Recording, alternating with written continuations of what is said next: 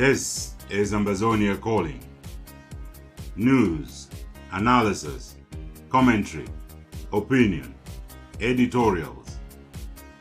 Ambazonia Calling is a co-production of the Africa Freedom Network, the Missions Tribune, and Compass Free Press.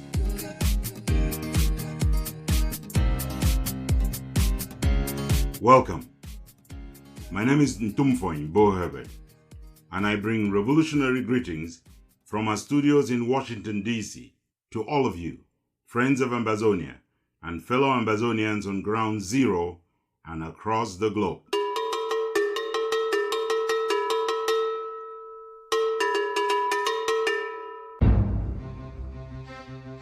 The French ambassador to Cameroon, Chris Guillou, has confirmed that Cameroon is a puppet state of France and that he is the de facto president of La France Outre-mer. I am innocent here. Why we believe the United States hasn't been fair with its position on the Ambazonian restoration of independence debacle. This is MANYU. The French have not spared an opportunity to weaponize the IMF against Ambazonia.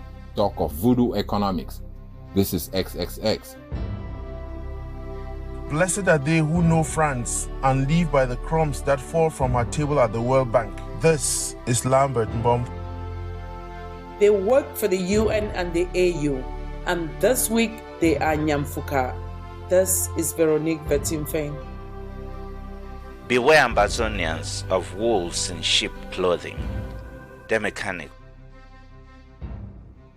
Not even the US media has paid any attention to the case beyond the initial reporting when the killing was still hot and shocking. This is Tanyejut Agwa Ozuge. This is free advice to ride horse to back in the Cameroons is Ambazonia. This is the monk. Ambazonians count on America more than anyone else to become the first country to recognize Ambazonia. This is XXX. Units such as B, trained with American taxpayers' dollars, should not be used to terrorize civilians. This is Willibrod Ade. Ambazonia is another George Floyd. This is Lambert Mbom. This is edition 085 of Ambazonia Calling, coming to you the 7th day of June, 2020.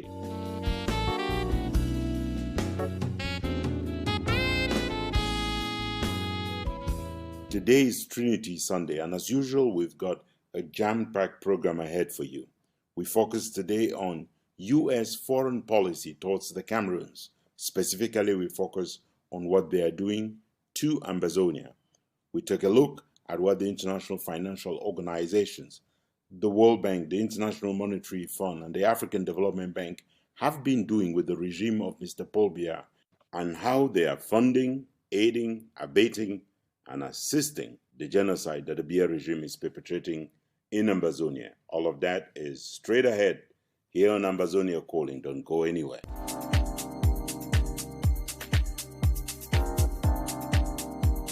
This is Ambazonia Calling.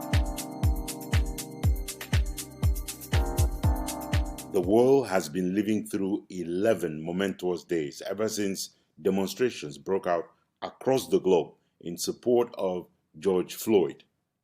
Lambert Mbom is here with our editorial for the week. He says, "We are all George Floyds with a knee to our neck, and the time has come for Ambazonia to learn from the Black Lives Matter movement." Here's Bobby Lambert Mbom. The world has poured out into streets protesting systemic racism and injustice, notably police brutality and savagery at the hands of security forces. This is a unique moment of history, and it is potentially heralding the coming of sweeping changes. It is not only our hope here at Ambazonia Calling, it is also our prayer. But as they say, charity begins at home. Forgive me, George Floyd and other victims of police brutality in America. I would like the world to be aware too that Ambazonian lives matter. Lives truly matter when freedom reigns and when security forces do not enjoy absolute immunity after torturing to death journalists like Wazizi. when soldiers who killed other human beings as young as baby Martha or as old as Mami Api face a day of reckoning. When institutions like the United Nations and strong nations like the United States, China, France, England, and Russia have nowhere to hide their racism, colonialism, exploitation of minorities and other races, and in the case of Ambazonia, cannot simply annex and visit genocide on a people who demand restoration of their right to fully earned and well-deserved independence. The coronavirus has revealed how naked the world's most powerful nations are, and the brute force of police officers have put the ugly face of murder at the hands of law enforcement for the entire globe to see. More than 400 years since the first slaves arrived in the United States from Africa, America and the world's most despicable virus of racism is being denounced by white, black, and brown people everywhere. The world has recognized the injustice of a white policeman choking a black suspect to death under the weight of his knee for nearly 9 minutes. It is victory that black and brown people should take, but as in Oliver Twist, they must ask for more. The world must join peoples like the people of Ambazonia in ending the conspiracy of colonization and exploitation on which racism is built. The world must wake up to the fact that far too many African countries have the knee of the French colonialists choking them to death ever since they first pretended under de Gaulle that Paris had granted independence to 14 of its former colonies in Africa. Dictators all across Africa are supported by their Western sponsors as they pin nearly 1 billion Africans to the ground. In just the same way as white supremacy pollutes the mind of those in presidential palaces in the West, the superiority of me and my tribe and the tribal militia that protects us pollutes the minds of the Paul Bias of Africa. And without actual footage of the colonialists kneeling on the neck of Ambazonia, the world pretends that it is not happening. Just as America pretended for a long time that some racist police officers were not mere replacement of the lynching mobs of the never-was-dead Ku Klux Klan. And in this hour of great opportunity, the rest of the West and the global South wants to pretend that this evil exists only in America. Crowds in London, Paris, Amsterdam, Berlin, Melbourne, and Johannesburg are trying hard to pretend that they are the holy ones. Hypocrites. The police is just as racist in the UK, in France, in Holland, in Germany, and yes, even South Africa proved through its massacre of Nigerians and other African nationals in the streets that the monsters are us, you and me. The moment must be about taking the spectre out of our own eye so we can see clear enough to take off the plank in our brother's or sister's eye. That is why we, here at Ambazonia Calling, cannot fail to call on the rogue elements among Ambazonian restoration forces to take their knee off the neck of Ambazonian civilians who do not deserve to be molested, arrested, kidnapped, tortured, made to pay ransom, and most importantly, must not suffer death for holding or expressing a political opinion. It should be enough that our people have to bear the knee of Paul Biya and the knee of Emmanuel Macron and Antonio Guterres, locking them down in a chokehold meant to kill them. Our hope and our prayer, our saying, is that the hour should come very soon when the world would recognize that Ambazonia is another George Floyd, and that Ambazonia, like George Floyd, deserves to live free or die trying. This is Lambert Mbom for Ambazonia Calling.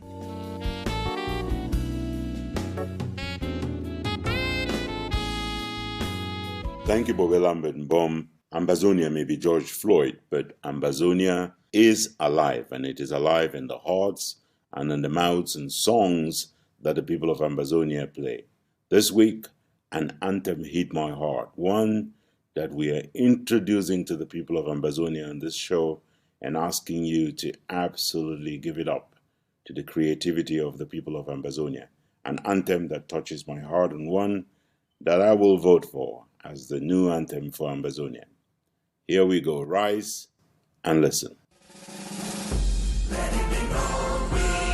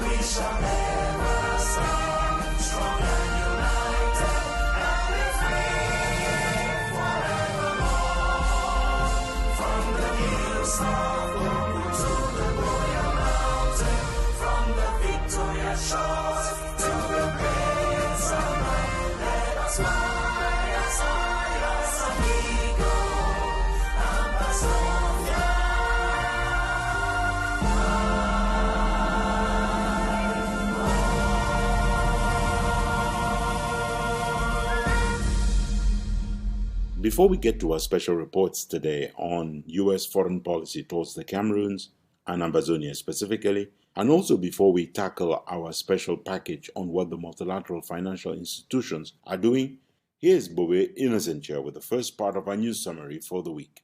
The French ambassador to Cameroon, Chris Guilloux, has confirmed that Cameroon is a puppet state of France and that he is the de facto president of La France Outre-mer. My emotion following the death of one of your colleagues, Samuel Wazizi.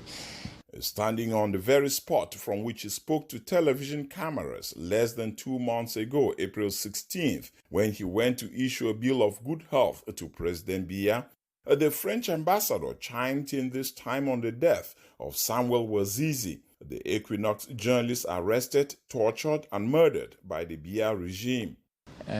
So the president told me that he would direct an investigation to clear the conditions and to have full detail of what happened to Samuel Wazizi. Like his boss, President Macron at the Élysée, the French ambassador made the point that there will be an investigation into this death because he brought it up to the apparition known as President Biya. So the president told me that he would direct an investigation. I encourage him to make all the light on this tragedy. It shouldn't happen. News broke midweek that the disappeared English-speaking journalist had reportedly died while in prison. A bizarre statement from the communications department at the Colonial Ministry of Defense confirmed the death Friday with a twist that Samuel Wazizi actually died way back on August 17, 2019, less than 2 weeks after his arrest. Yes, my name is Abu Henry Ndoga. I be the senior brother of Wazizi. Samuel Wazizi's brother denied a fabricated tale of the government that the family denied to pick up the corpse of their brother. Today, we can't die way. They will say Wazizi don't die. No man ever called me for tell me say na so. The man will pass na her. Lawyer the day, journalist the day when they follow matters. Then the pass na her for can't see na me for tell me say Wazizi. They don't tell me say Wazizi don't die. Ma can deny.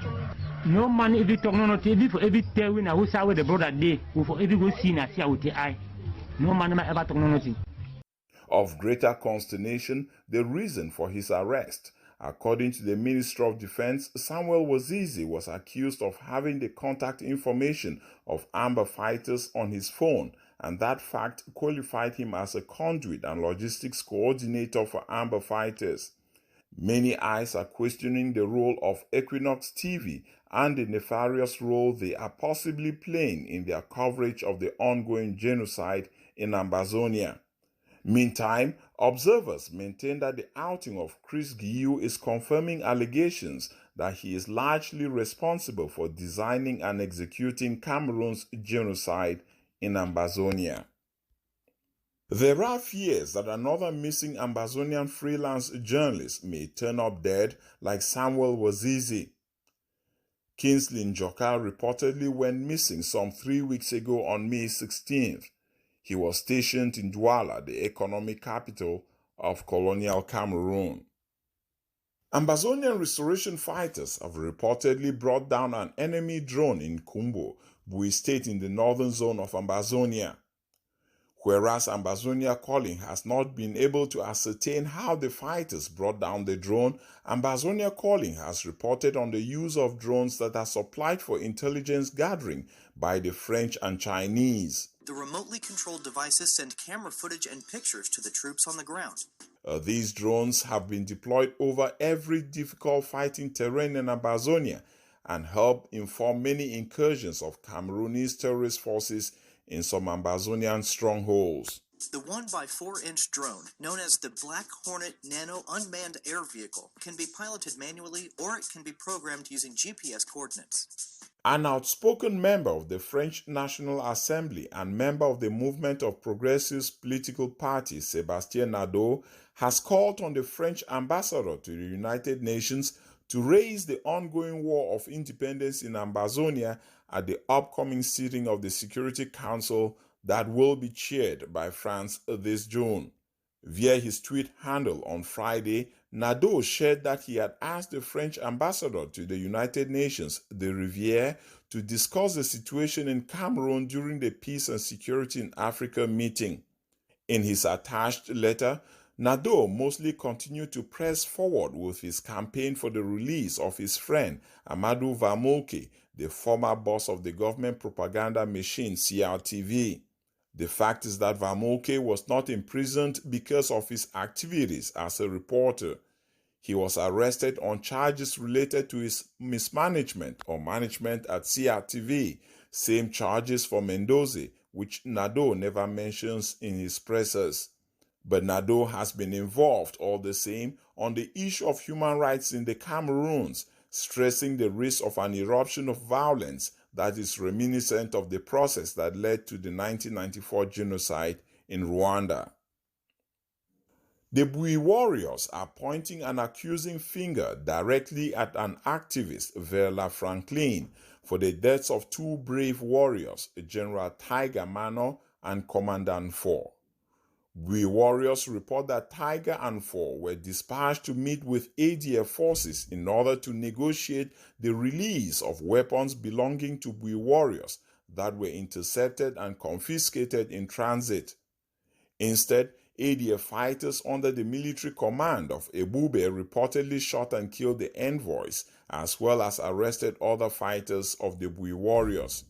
Verla Franklin, a native of Bui, whose ticket to prominence has been his use of Lamso, the native language for propaganda on the revolution, was named in the statement by the Bui warriors as fanning seeds of discord and infighting in Bui state as the ADF seeks to establish its foothold in the state. Uncorroborated claims say as many as 17 soldiers of La République du Cameroun were killed in ambushes and crossfire fighting in Bafut, MEZAM state in Ambazonia's northern zone. Sources maintain that La République du Cameroun raided Acheni, Bafut, unlawfully arresting several civilians. They were allegedly heading towards Njibunjang for more arrests when they got ambushed and engaged in serious fighting with the 7 Katas who, so far, have reported no casualties from the alleged battles. One Ambazonian, one mission, one enemy. It is the title of a communication by General R.K. of the British Southern Cameroon's Resistance Forces, BSCRF, congratulating all the Ambazonian forces and heroes fighting to liberate the homeland. Quote, "I am so proud fighting alongside you," General R.K. writes, "and we would stop at nothing until we have achieved our goal and mission accomplished." End quote. Ambazonian restoration fighters have upped the ante on sealing shops and other businesses in Ndop after the mayor of Ndop Council sealed businesses for respecting country Sundays. Amba fighters issued a month-long lockdown for the whole of Ndop Plain, making clear to the mayor that they are in charge. You are listening to Ambazonia Calling, your space for educated news analysis, informed opinions, and commentary towards the recognition of a free, independent Ambazonia. I am Innocent Chia. Stay with us.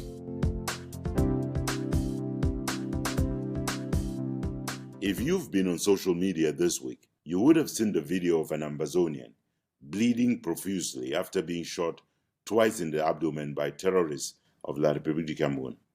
Lambert Bomb pointed out earlier in our editorial that Ambazonians are all George Floyds.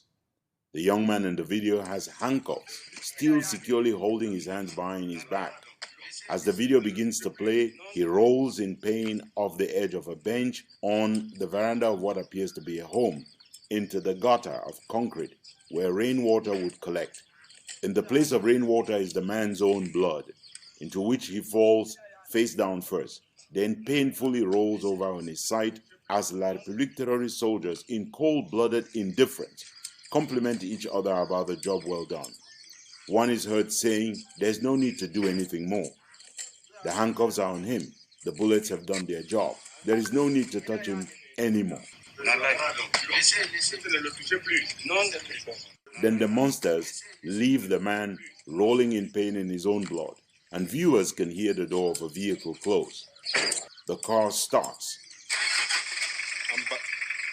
and as the engine begins to rumble, one of the terrorist soldiers starts saying the word Amba, most likely trying to say Ambazonian terrorists, when the video ends abruptly. This is in-your-face impunity on the part of the Boulou-Beti Fang militia that the Biya regime has perpetrating the genocide in Ambazonia, and the world may boil over because of George Floyd, and we are glad for the memory of George Floyd. The only thing Ambazonians ask the world is to remember that tens of thousands of George Floyds have been slaughtered in Ambazonia since 2017, and it is time the world does something about that too.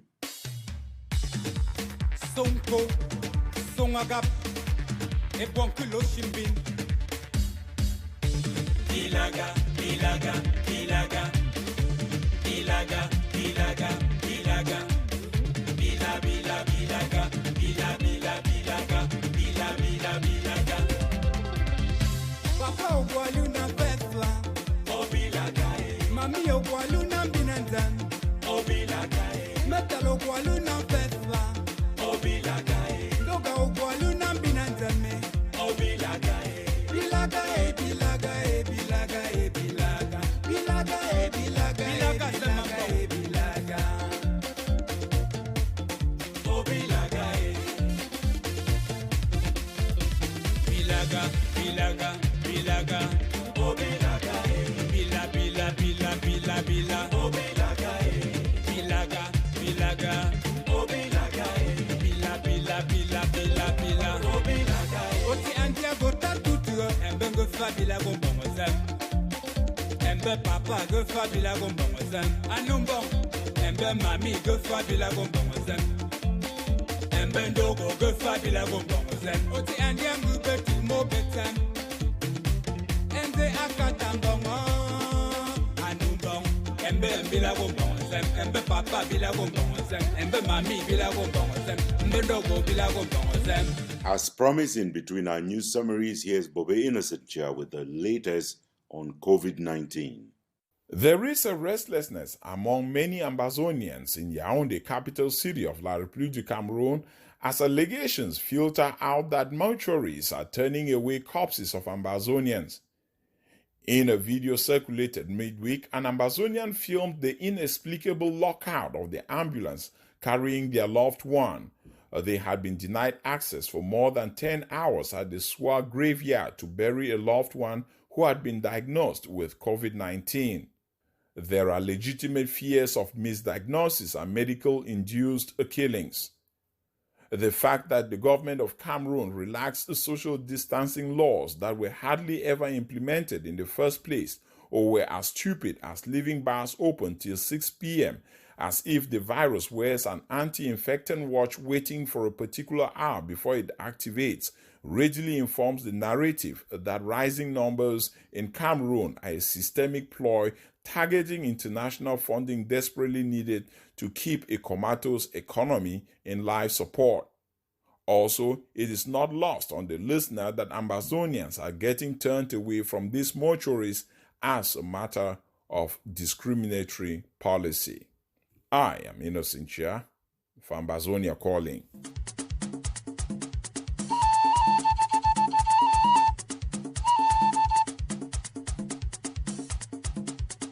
Madama yo wena pia no makwela no ngone siakana chungara bugo oje kyapega chungara bugo ngwasinge pega nilangwa dabongwen oje kyapega maganne ngwasinge pega nilangwa yo mwana o madama yo wena pia no makwela no ngone siakana chungara bugo oje kyapega chungara bugo ngwasinge pega nilangwa dabongwen oje kyapega maganne ngwasinge pega nilangwa yo mwana o wadi kange ne gongwe ne danja nya wadi kange ne gongwe ne danja ne wadi kange ne gongwe ne danja ne wadi kange ne gongwe ne danja ne pado de ne gongwe ne dai bong imaniga e bong e chege dai bong ima e bong e chege dai bong imanu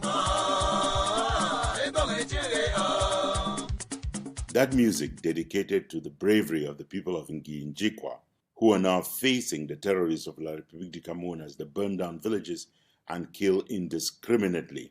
Courage, brothers, do not stumble. Bobe Innocent Chair stayed through that musical interlude. He's here now with the second part of our news wrap-up for the week. Ambazonian fighters in Momo State reportedly ambushed and killed colonial Cameroon's military commander for Njikwa, Francis Tim, making away with his AK-47 on Thursday. Unconfirmed sources maintain that the terrorist forces of La République du Cameroun have since descended like bees in the village, leading to the displacement of over 1,500 people. Francis Tim was originally from Kom of BOYO State, in the northern zone. Smoking pot marijuana is now a crime punishable by death if you are an Ambazonian. It is the summary of what allegedly happened Thursday, leading to the execution-style killings of 4 unarmed young men in Bonduma, a residential neighborhood in Boya, southern zone of Ambazonia.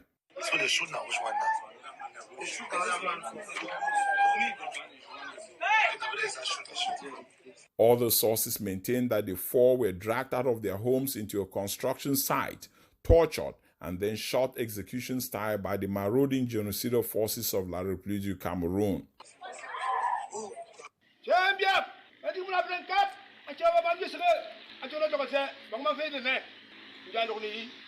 A former mayor of Manfei, headquartered town of MANYU State in the southern zone, has revealed to the world that Paul Biya's genocidaire regime is resorting to voodoo and occultism in their fight to maintain their chokehold on Ambazonia. Anybody, whether a civilian, whether a military person, he gives them information, he gives them financial support, so they can kill military or civilian for any form.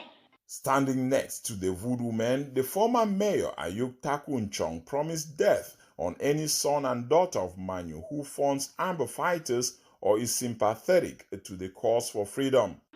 Anybody when you carry money, give for Ambazonian fighter in the name of support, or you give you information, so make it enter can do bad thing, members enter it. MANYU sons and daughters in the diaspora are besides themselves, shocked and disgusted by the degree of buffoonery and enslavement. This juju they go enter their mommy side well. Country don't assign them for perform the rights. Sources reported midweek that the terrorist genocidal forces of La République du Cameroun raided several homes and businesses in Mulaf and Saw in Bui State. Among the victims, the night watchman of a local credit union. The U.S. Embassy in Cameroon has debunked as false information paraded on social media that the civil cabinet at the presidency of La République du Cameroon turned down a request by the U.S. ambassador in Yaoundé to meet with President Biya.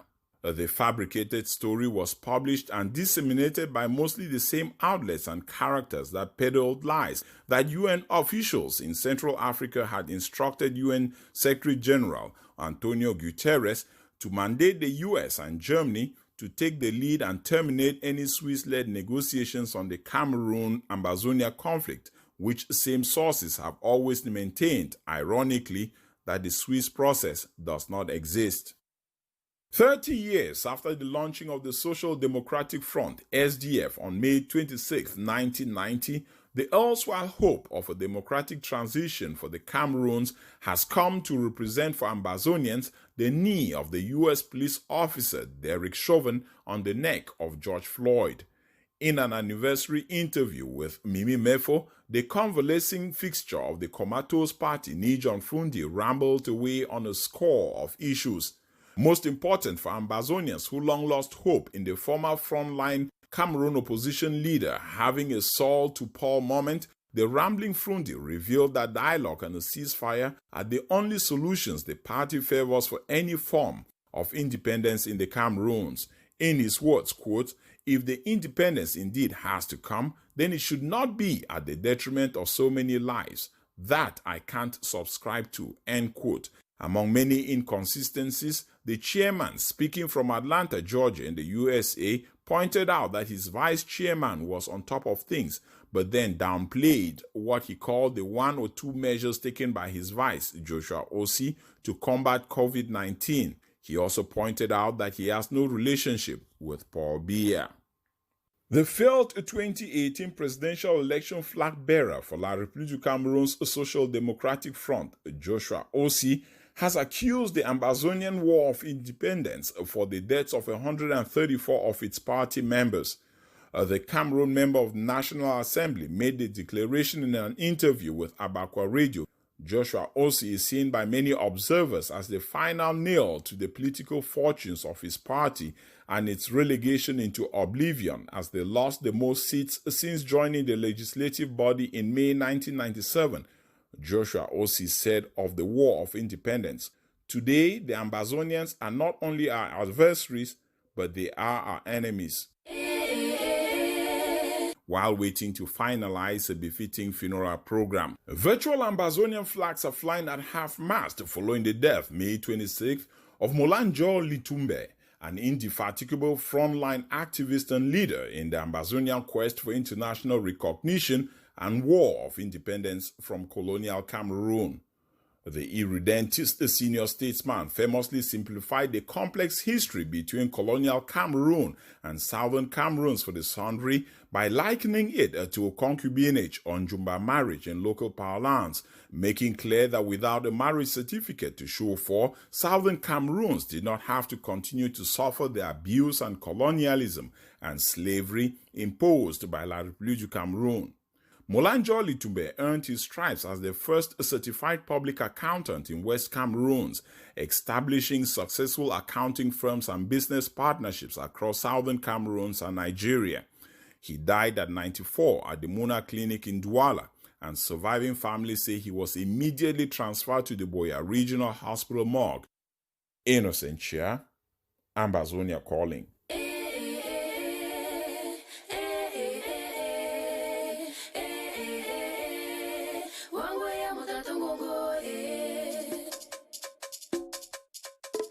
To me, as you are dancing this song, salvation is taking place, deliverance is taking place, healing, restoration, prosperity, other breakthroughs in Jesus' mighty name. Dance this dance very well to the glory of the living God. Jika, jika, jika, jika. Evil altars are catching fire.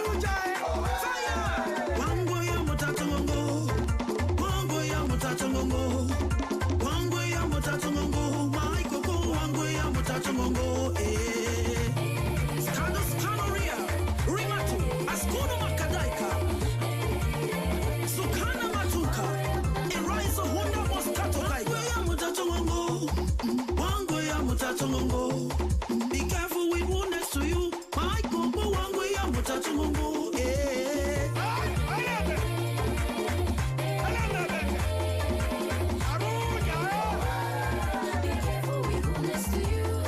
With whom are you sharing secrets? Your best friend might be your killer. Satan disguises as the angel of light. Be careful with your own neighbor.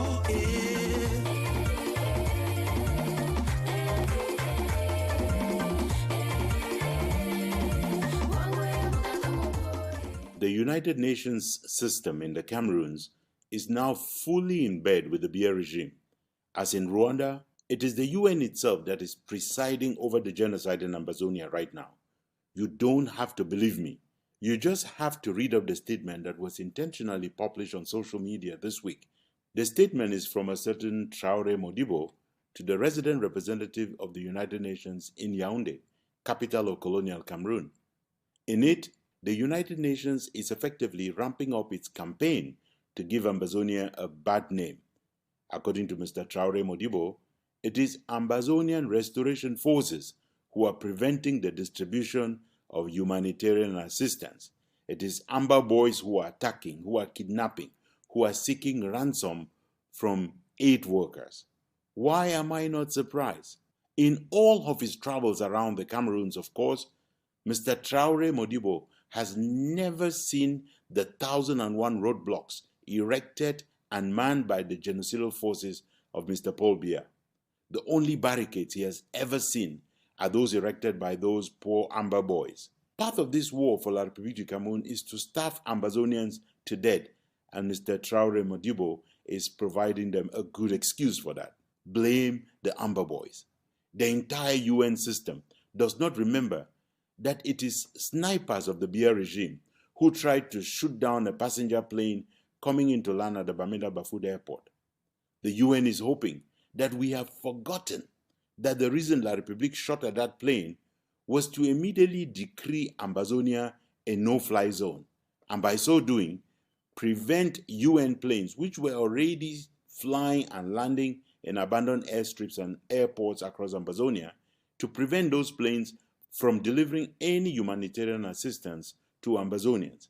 The UN system and Mr. Traore Modibo hope that Ambazonians do not remember that it is the colonial SDO of La République du Cameroun based in Mamfe, in Ambazonia's MANYU state, who prevented and even threatened the UN aid coordinator from providing any assistance to internally displaced Ambazonians in that state. Traore Modibo and his friends at the UN in Yaoundé are hoping that no one remembers that UN relief workers were threatened in Gabu, including by a certain Paul Atanganji, to the point that some of them were frightened and wanted to leave the country in a hurry. The entire corrupt UN system in Yaoundé hopes that Ambazonians do not remember that it is one of their own aid workers, their aid coordinator himself, who denounced corruption within the UN system in the Cameroons. And let's not fail to admit that there are, of course, a few loose cannons within the ranks of Ambazonians who have called for attacks on UN personnel and on relief assistance. And while that is absolutely wrong, the people of Ambazonia have a right to their dignity. They have a right to refuse assistance provided by their own colonizers, the very people who are looking for any way in which to hurt them. The people of Ambazonia cannot be the exception. When the chiefs in even Mr. Biya's hamlet refuse to wear the rubber bucket Mr. Biya would like them to wear like a Medal of Honor. Mr. Traore Modibo wants the world to believe that the regime that has burned down hospitals and clinics, the regime that has killed 2-month-old babies and raped women 60 years and older, the regime that has killed domestic animals if their owners successfully run and hide before the military raid their villages. The UN system wants the world to believe that a regime that is doing that is the same regime that is facilitating the delivery of assistance to the same people that the regime is desperate to massacre. And to top it all up, Mr. Traore Modibo affirms as fact the allegations he brandishes against Amba boys, while he couches the accusations he's making against the Biya regime as allegations. It is called aiding and abetting genocide. We will remember that when the tribunal is set up, and we will also remember that the same UN whose teams and human rights monitors have been prevented from deploying to ascertain the facts, that the same UN has now found the courage to publicly announce that they stand with the genocidaires in Yaoundé. Congratulations, United Nations. You are doing as well as in Rwanda in 1974. But we will survive, and Ambazonia will be free.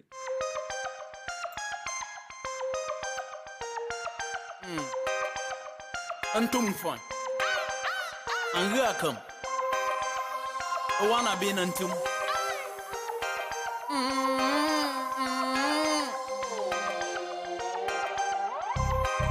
for enjoying way bello.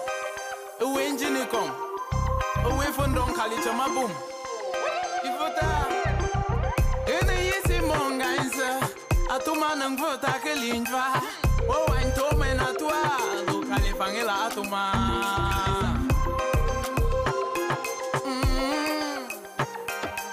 The Califangela Atum, Panamang, a manyo, a chatter, a Benagi Sitsa, Isando. Atua Dona and Joffa, it's shit on in and Joffa. Oh, Sendo Yenze, my wine farm and Atunga.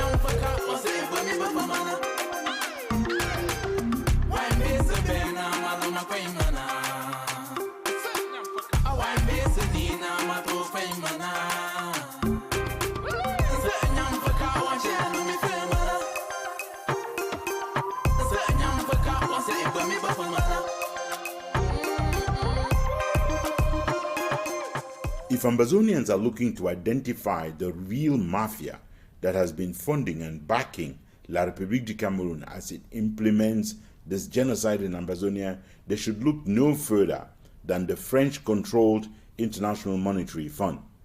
XXX has been looking into the important role that the IMF has played and why it has been a kingpin in the funding of Bia's war of annexation and recolonization in Ambazonia.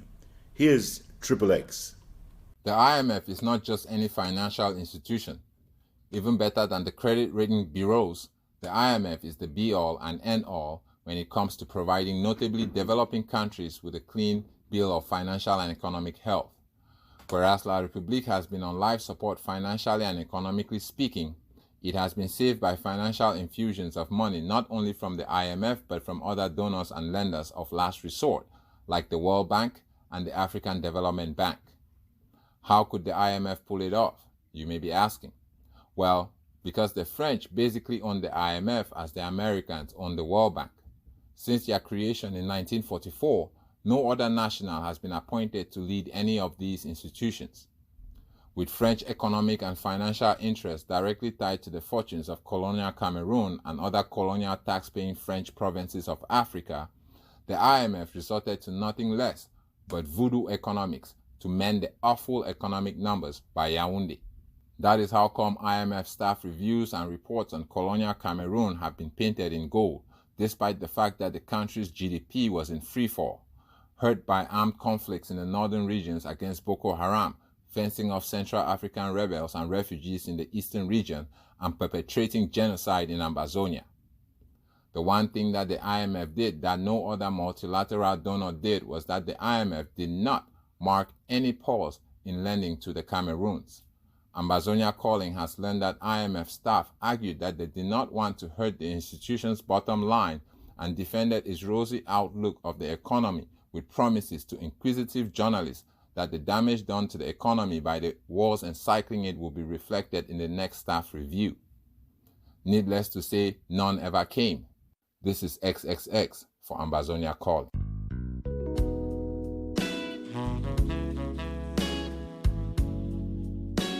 Still ahead in this edition, we have the devil unmasked. We have a winner of the Nyamfuka of the week. And we are not done until you have heard our letter to Joshua. So stay tuned, kick back, relax, and enjoy Ambazonia Calling.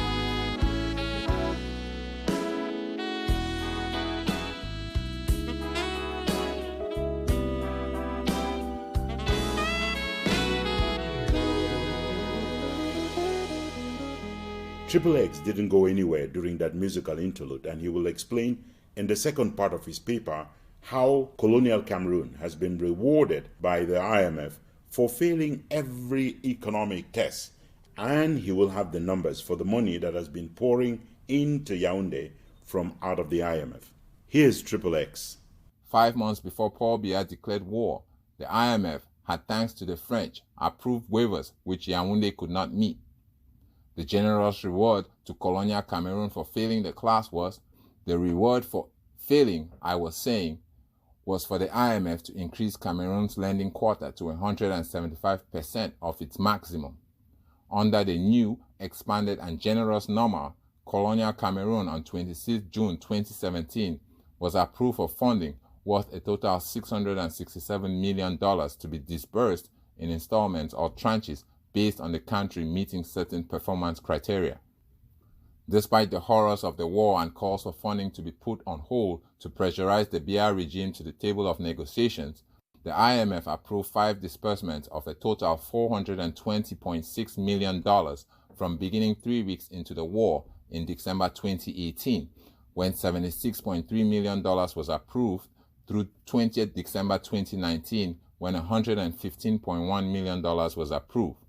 The 3 disbursements in between were $76.5 million approved on 3rd May 2019, $76.2 million on 17 July 2019, and another $76.5 million approved 8 November 2019. During the first 4 months of 2020, the IMF held back from approving loans to colonial Cameroon, even as it granted more waivers to meet pre-agreed performance criteria. On 18 February 2020, the IMF granted Yaoundé a waiver, the 3rd in less than 5 months, for non-observance of one of the other pre-agreed performance criteria. 2 months earlier, on 20th December 2019, it once more excused colonial Cameroon for failing to meet the IMF-supported program objectives. Yet, the IMF's generosity towards the tyranny in Yaoundé continued. Confirmation of the fact that numbers coming from the IMF were straight out the voodoo economics playbook was not even dissimulated. With Sonara already destroyed by a fire and world prices falling from the sky in November 2018, the IMF said the colonial Cameroon's oil gas sector was going to expand 6%. The next month, and with the negative impact of COVID-19 beginning to be felt especially in the oil and gas sector, and with foreign firms reluctant to pursue exploration, the IMF made bold to predict that the country's oil gas sector will expand from an already inflated 3.9% in 2018 to 4.1% in 2019.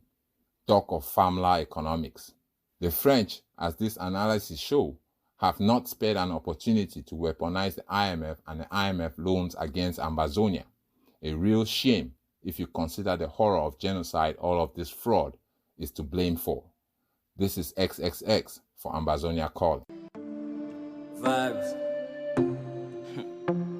Dear God, I'm writing this letter to you so that from you I could know what's the truth. Dear God, I'm confused, used beyond what any man can choose. Wasn't I made out of your divinity, created as a light for all of humanity?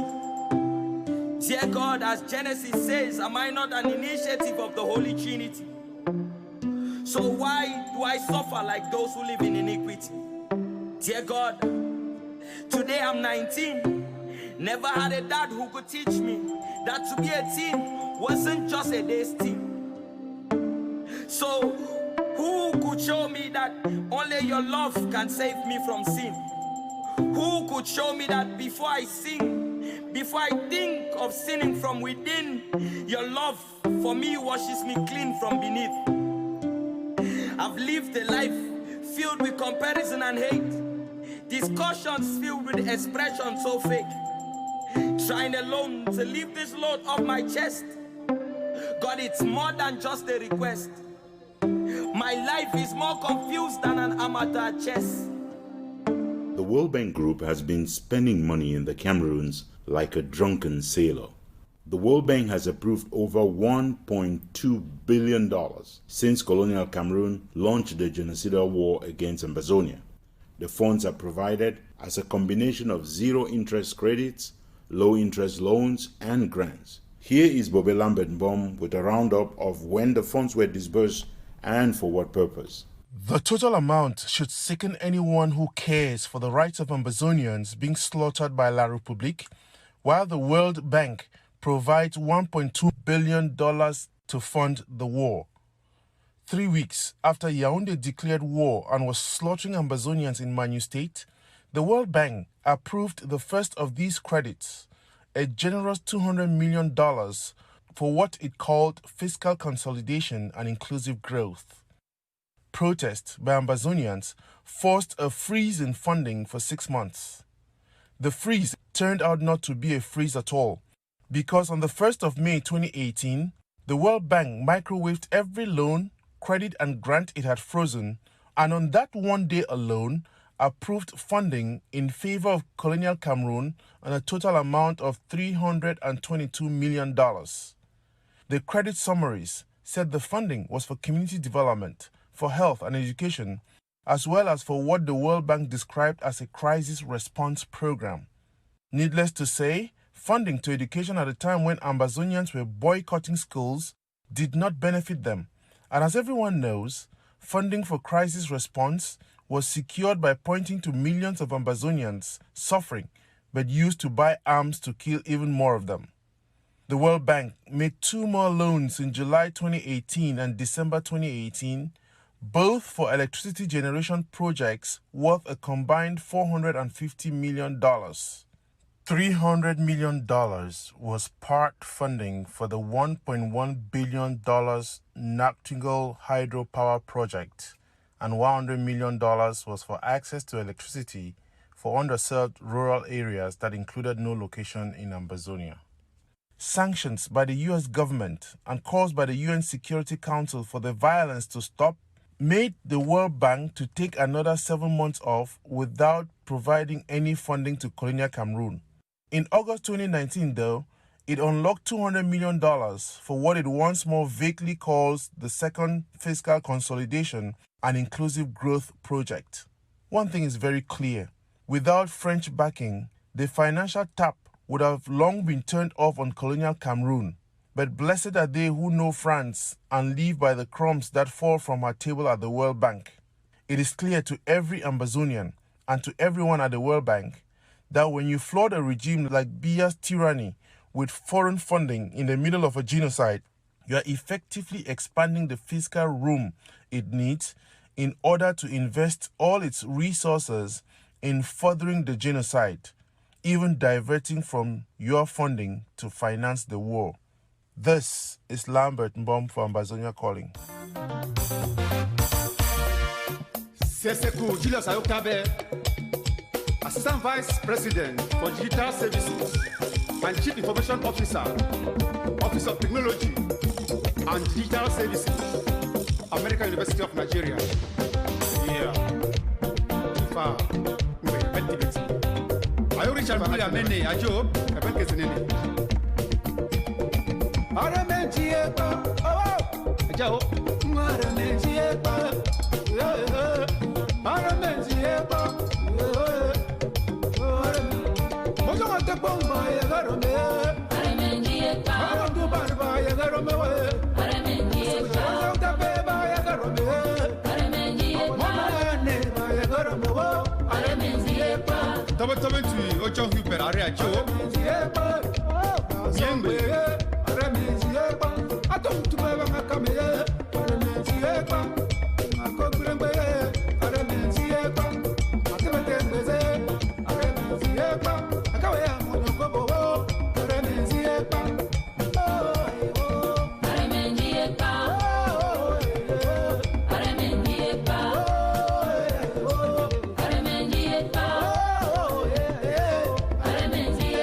Mangbe, I go back here, Joe. The African Development Bank is part of the mafia that's been funding the genocide in Ambazonia, passing on dollars to the Yaoundé regime in the form of what it calls development assistance. And some of the loans will surprise Ambazonians. Here is the mechanic. The African Development Bank may be funding La République's war against Ambazonia. A closer look at the projects that are being funded by the bank can easily be seen as a whitewash on the real intended reasons for infusing so much cash into the genocidal, corrupt, and retrogressive La République du Cameroun. A case in point will be the latest projects that the bank has approved. The latest project with a status of complete is the building of Nightingale Hydroelectric Station in La République, which is projected to cost $1.08 billion, of which the African Development Bank and other co-financiers are funding. This project, which was approved on 14th December 2018, will be one of the fastest to be completed in La République. It is worth noting that another hydroelectric generating station is being constructed in La République du Cameroon, while the MENCHUM in Ambazonia, with the potential to light up many neighboring countries again, is bypassed. The second project is Phase 3 of the Ring Road in Ambazonia. The loan of about $90 million was signed on December 19, 2019 in Yaoundé. The first phase of the project signed in December 2017 for $200 million and Phase 2 of same project of December 2018 for $170 million were all funded by the bank. We are yet to see any measurable action on the ground for the first payment nor the second, and the bank has no problem putting in more money. One of the reasons that is obvious to everyone except the bank is that there is war in Ambazonia, which was declared by the very country that is being asked to implement the project. In all, $460 million have gone into the coffers of La République for this project. And what Ambazonians have gotten for the money has been more military gear being deployed for genocidal purposes.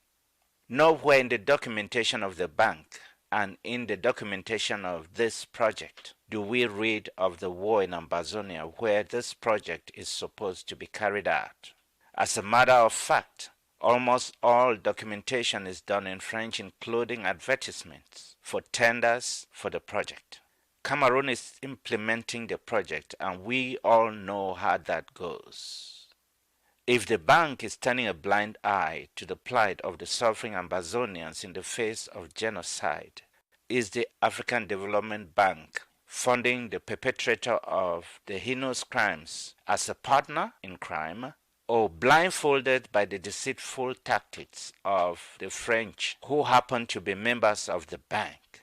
What are the Ambazonians supposed to think of the African Development Bank? Is it the latest tool in the hands of the French aimed at fighting the war? These loans are being signed during war for a project that cannot be executed until the war stops. Yet the war is not mentioned. Will it be far-fetched to say that the African Development Bank is partnering with La République to subjugate the Ambazonians for the French, or the bank is inapt to see the war as an encumbrance to the project? Beware, Ambazonians, of wolves in sheep clothing. The mechanic for Ambazonia Calling.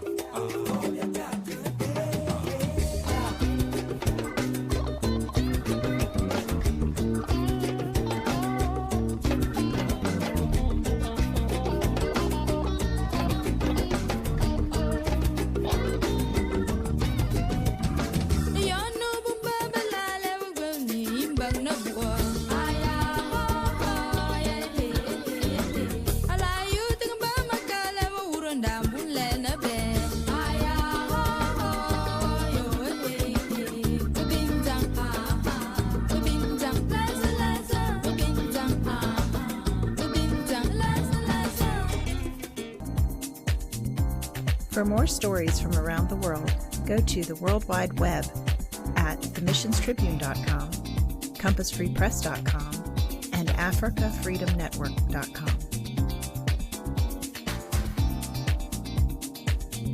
On the other side of the jingle of the devil unmasked, Solomon Amabo will be hosting the lawyer for Wazizi, the Ambazonian journalist who was previously disappeared and to whose murder La République du Cameroon publicly confessed in the course of the week.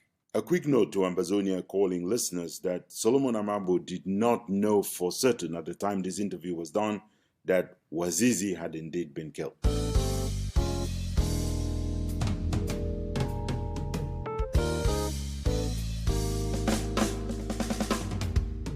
Welcome to our special interview segment, The Devil Unmasked, The Truth Out.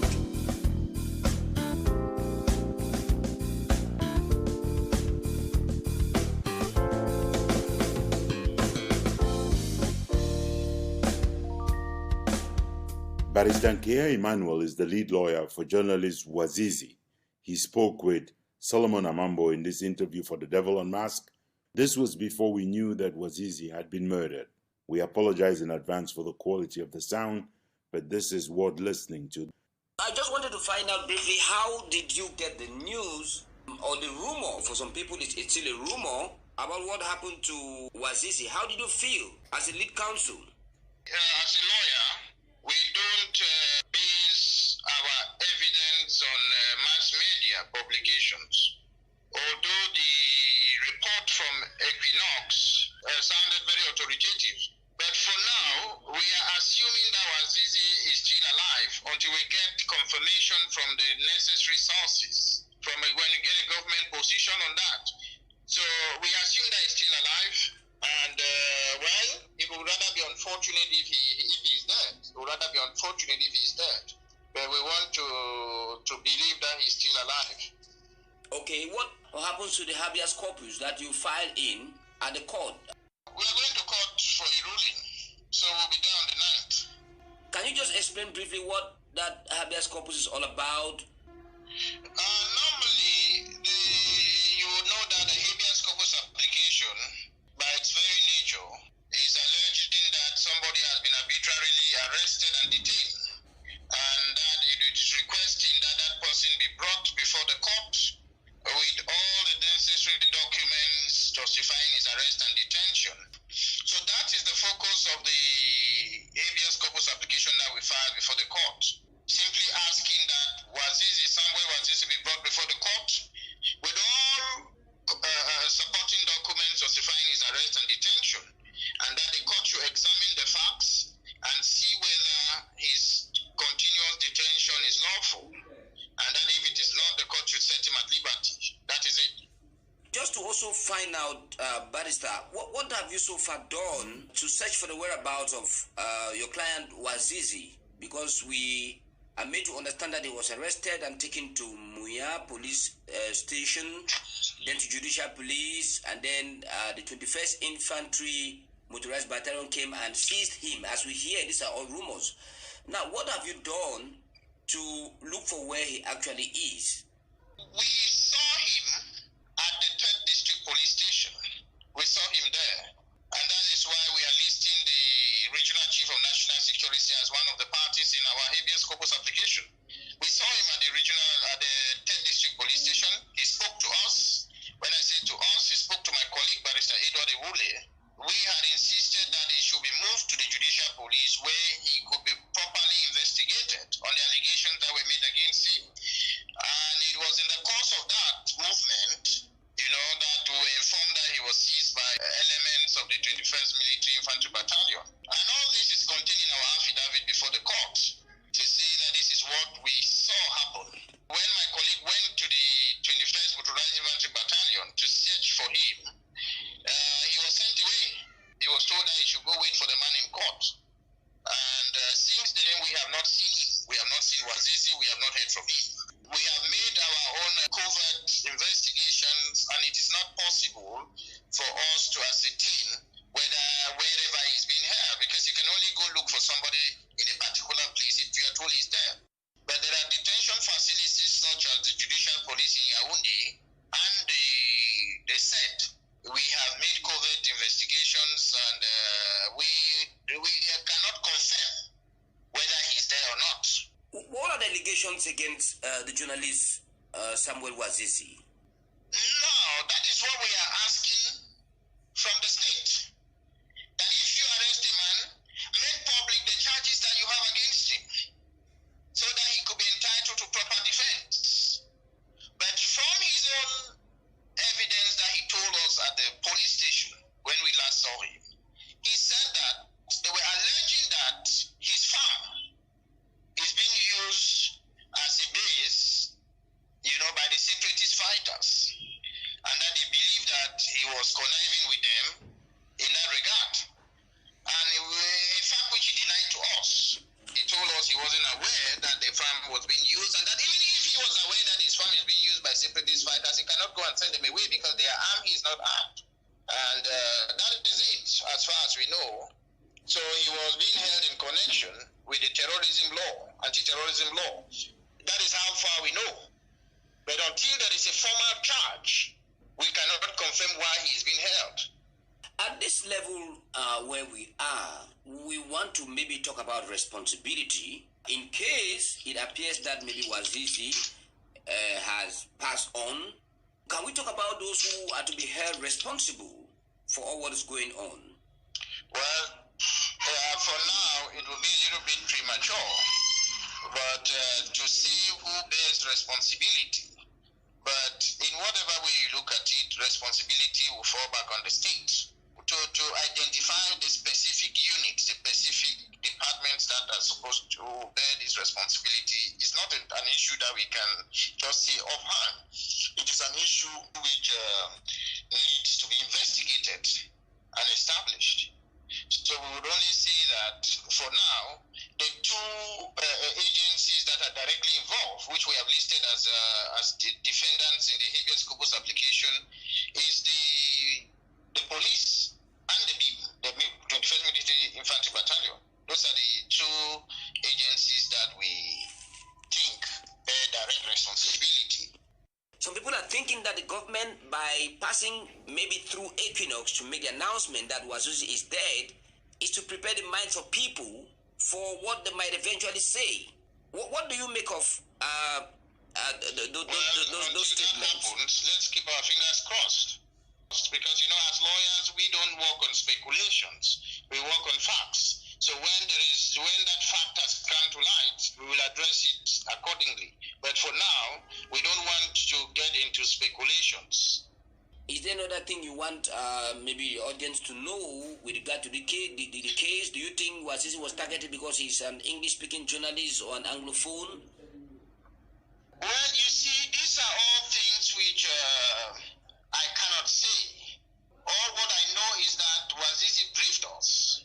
His case was that he found himself in the dragnet of the police, for which he wasn't guilty. But for now, we think that his detention is being illegal. That is what we believe.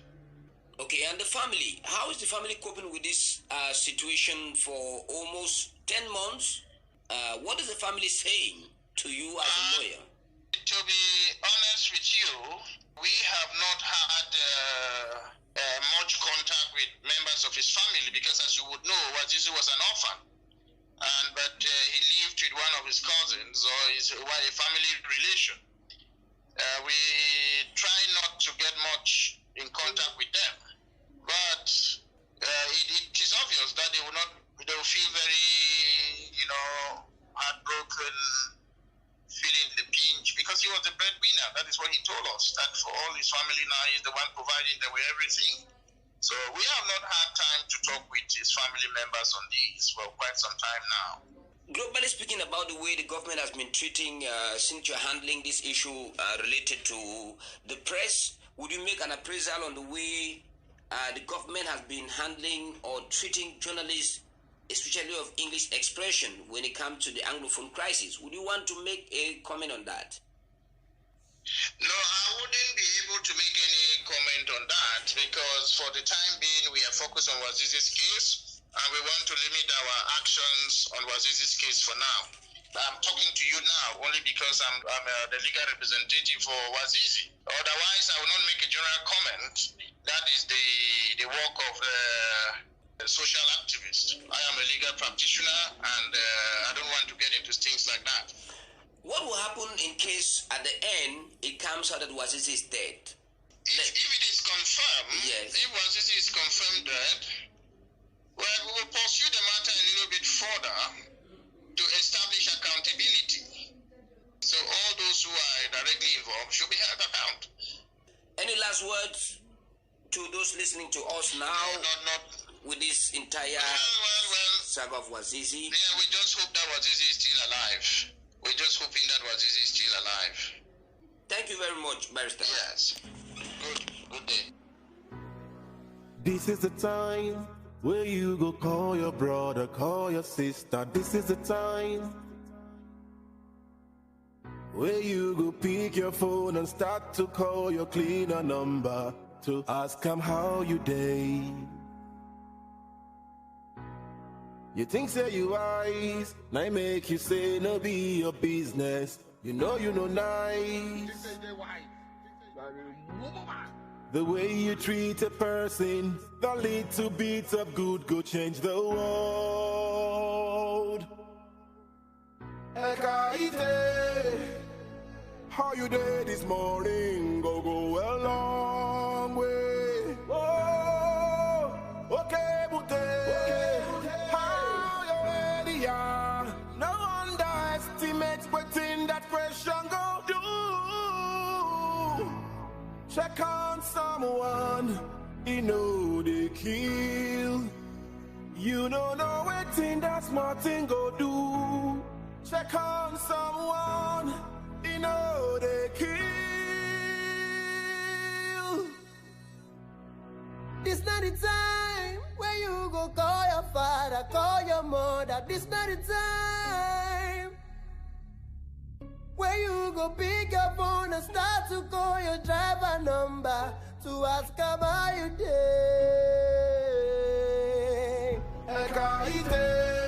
How you day this morning? Go a long way. Oh, okay, how your area? No underestimate within the question go do. Check on someone, you know they kill. You don't know what thing that's Martin go do. Check on someone, you know they kill. Oh my God. Waiting be life without love, oh. Vanity. We Ambazonians cannot deny the enormous support that the United States of America has provided towards our people, providing a listening ear, a shoulder on which to cry, a place where we could go and knock to bring our complaints to the attention of the high-ups and the world's most powerful nation. Yet, the single most important thing that can be said that is valid in describing what America has actually done to try to reverse the ongoing genocidal violence in Ambazonia is the phrase, absolute indifference. And I couldn't find a better person to try and break that down than to turn to Barrister Manjong Judambe. The United States is playing a less than transparent role in the ongoing genocide in Ambazonia. Whatever policy Washington has in place is set on shifting sands. But even more tragically, America does not seem to be taking the genocidal violence seriously. You want proof? Here's proof. The Congress of the United States has had one hearing only, and in order to ensure they discuss Ambazonia without Ambazonians, Congress invited no Ambazonian leader to speak at the hearing. One congressional delegation has traveled to the Cameroons, and as Representative Karen Bass, head of the delegation, confessed, they did not meet with any Ambazonian leaders. The U.S. Congress has passed a grand total of 2 resolutions only. The first is House Resolution 358, sponsored by the leader of the Black Congressional Caucus, Representative Karen Bass of California, and adopted by the full House on July 23, 2019. The second is Senate Resolution 292, sponsored by Senator Ben Cardin of Maryland and adopted a week later by the Senate Foreign Affairs Committee.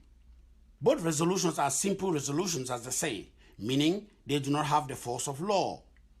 Unlike the resolution by the House of Representatives, the Senate resolution was only adopted in committee and was a watered-down version of the nearly identical resolution adopted by the House. Both resolutions called on genocidaire Paul Biya and armed Ambazonian groups to respect human rights and end the violence. Whereas the House resolution called for broad-based dialogue. Notice, it talks of dialogue, not negotiations. At least, it wanted the dialogue to hold without preconditions. The Senate version, on the other hand, dropped the phrase without preconditions, simply calling for inclusive dialogue. Notice, dialogue, not negotiations. To tell you just how little attention has been paid this far by Capitol Hill on our plight, the House Resolution 358 received exactly 0 amendments before its adoption. Not a single member of Congress, despite hearing tons from Ambazonians in the United States over the years, bothered to propose a single revision to the draft, and no one in Congress bothered to revise the resolution to reflect input by Ambazonian liberation movements. Scandalously, the House resolution campaigned, among others, in support of the hoax, the Biya regime Christian Disarmament, Demobilization, and Reintegration Commission, meaning essentially that the House wanted to see Ambazonian liberation groups without self-defense. That resolution aligned with the one passed later by the European Parliament, in that it called for the release of Mr. Maurice Kamto and members of his MRC party, but said not a damn word in favor of the release of Ambazonian leaders and other Ambazonians in La Republique jails and dungeons. Both resolutions did not even recognize that Ambazonia is seeking the restoration of its independence. The Senate version even suggested that Ambazonians are seeking redress on account of marginalization. What do these 2 resolutions by the U.S. Congress tell us about the position of the United States? If anything, they should reawaken Ambazonians on the need to do more, not less, lobbying of the U.S. Congress and American citizens at large. This is Manjong Jurambe for Ambazonia Calling. Corona, leave us. Corona, who say you come out? Now the cracks again. Bobo, now I've hurt now I've hurt Bobo, now I've hurt Every day another issue, every day another palaver, every day another yawa. Oh, oh, oh. From pen to pen, that kind of life. Wait till it's over. We thought this life could be a place for our gain, but now everything is turning into pieces for our pain. Yeah. Yesterday was Ebola and HIV. Today na Corona, oh, Corona, who say you come out, oh. Leave us alone, leave us alone, leave us alone, Baba heal us. Some people there for push this over, wait till it is so. It's not by might or by my power, I depend on you alone.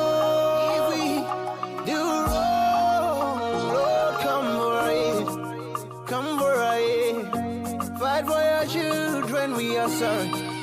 Come for a, come for a.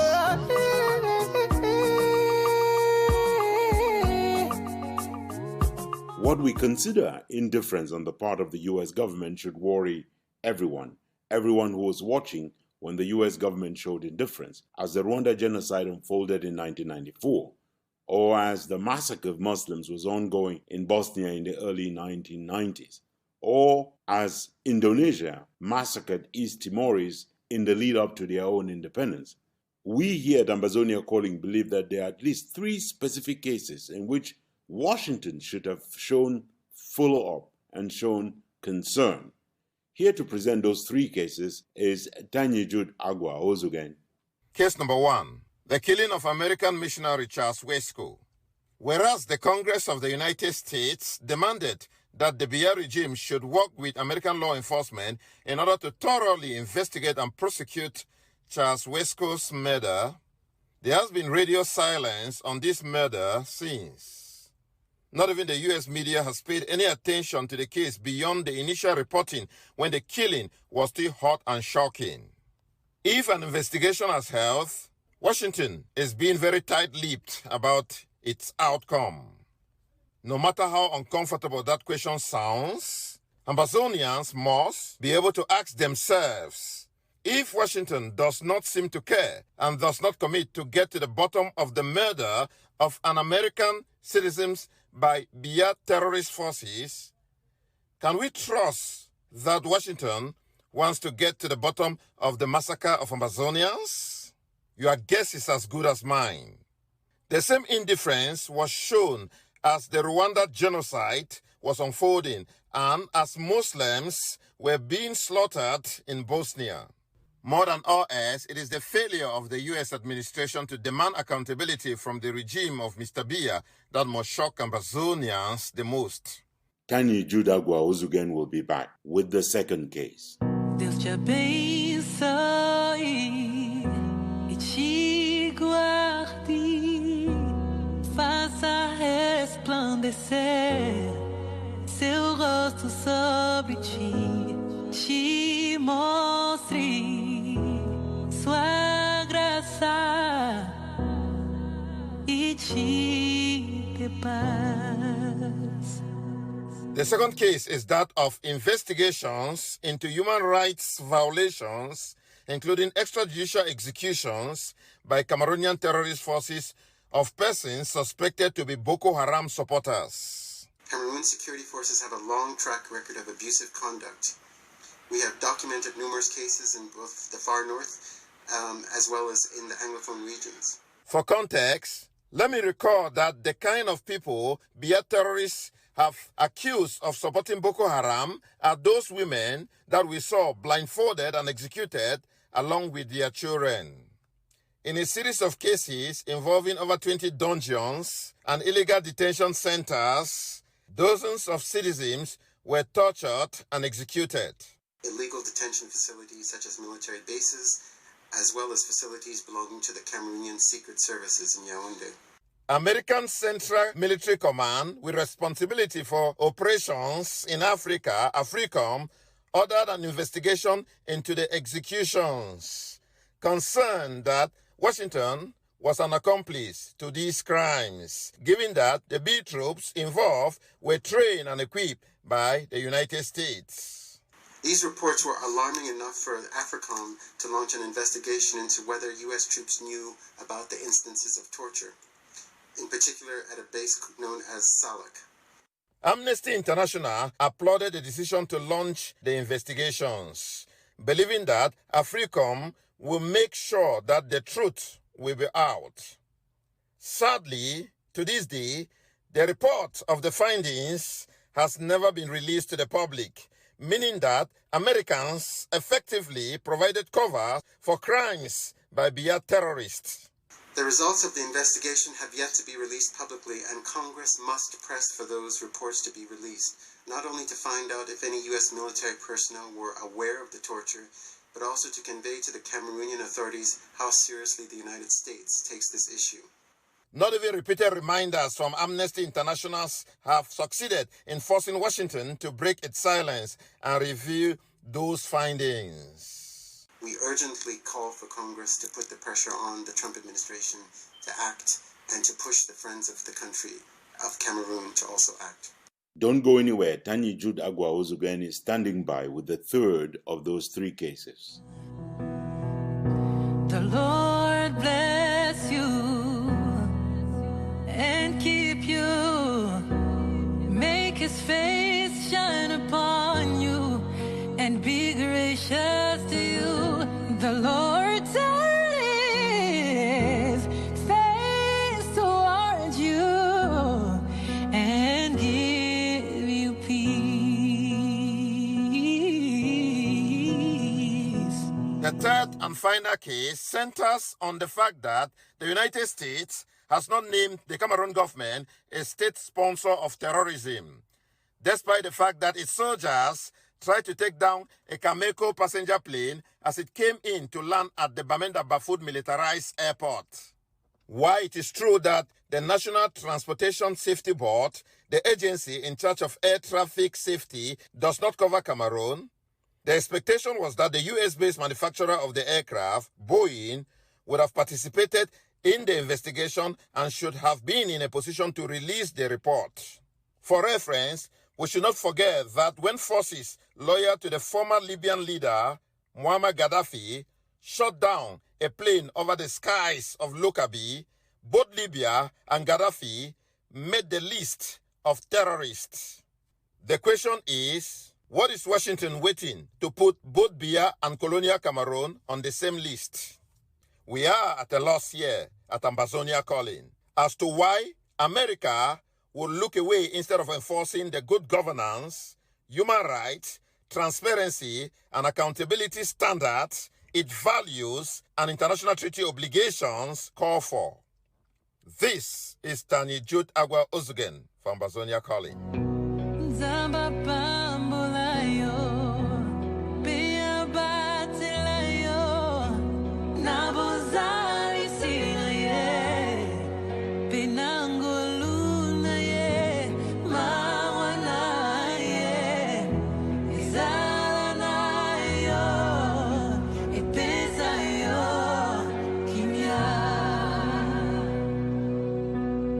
We just had loads of people this week just begging to be nominated for Ntumfoyn of the Week. That's what we will be doing. We'll be giving them a treat when we come back.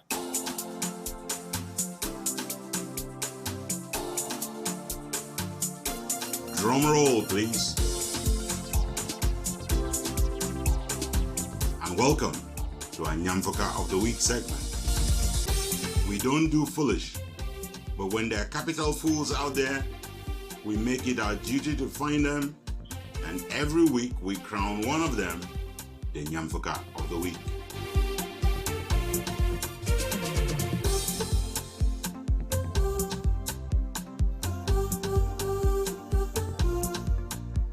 It is that time on the show again when we have to separate the wheat from the chaff. Veronique Ntumfoyn has been doing a review of the kings and queens of foolish for the week. Finishing in the bronze medal position this week is the CPDM-imposed mayor of Ndop in NGOKETUNJIA state. The silly yam head, who goes by the name of Daniel Belanke, has imposed what is now 3 weeks of lockdown on Ndop. The fool has prevented public transportation from functioning and has sealed off stores in the Ndop main market. He has targeted traders who exercise their constitutional right to organize a strike when they observed ghost towns in the run-up to 20th May. Belanke is now, and without any shame, demanding that traders should pay a bribe of 50,000 francs CFA, approximately $100 each, in order for him to unseal their stores. Belanke is a criminal in the same league as the late Patrick Ekema, seeking the fastest way to meet up with Ekema. Meantime, La République is popping champagne, waiting for the right moment to kill the man, the same way they killed the mayor of Mamfe, so as to put it on Amber Boys. The inquisitive fly, they say, follows the corpse into the grave. This week, it is the Wata head mayor of Ndop, Daniel Belanke, who finishes third on the crown of shame, the Ntumfoyn of the Week.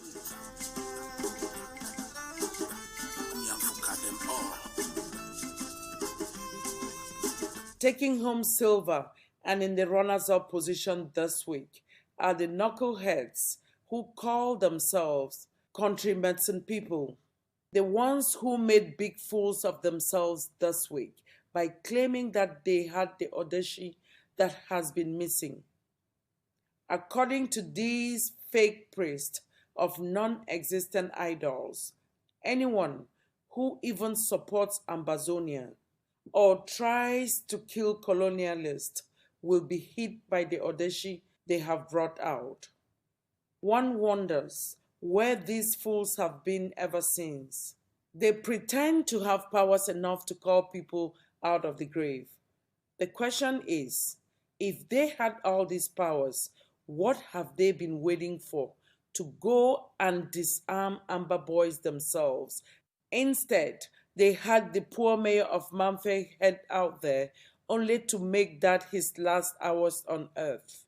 The buffoon, Ayok Takunchong, and the chief priest of idols in MANYU state with no powers of any kind, are this week's runners-up finishers for the crown of shame, the Fuka of the week.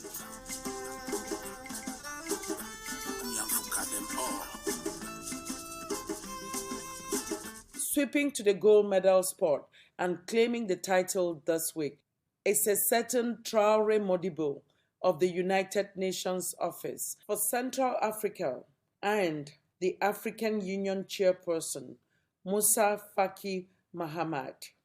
This week, these two senior officials of otherwise respectable organizations tried to be holier than the Pope and the saints in heaven. Musa Faki Mahamat, who has not yet found the courage to lambast Paul Biya's regime for the genocidal violence in Ambazonia, found the hypocrisy necessary to decry America for the murder of George Floyd. Not that the murder does not deserve to be denounced, but at least Musa Faki Mahamat would have first removed the specter in his eye right there in Ambazonia before looking across the Atlantic. As for Traore Modibo, he showed how native he has gone by taking sides with the Biya regime, by suggesting that the people of Ambazonia who are getting slaughtered in genocide have their own self-defense forces, preventing them from receiving humanitarian assistance. For their hypocrisy and holier-than-thou attitude, Traore Modibo and Musa Faki Mahamat are this week's co-winners of the crown of shame, the Fuka of the week.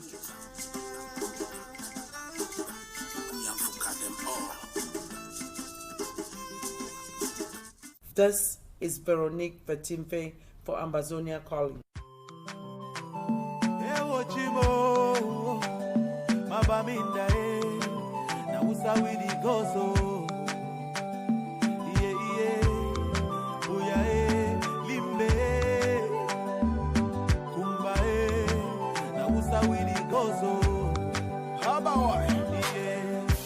Something is killing me slowly, and I'm feeling so lonely.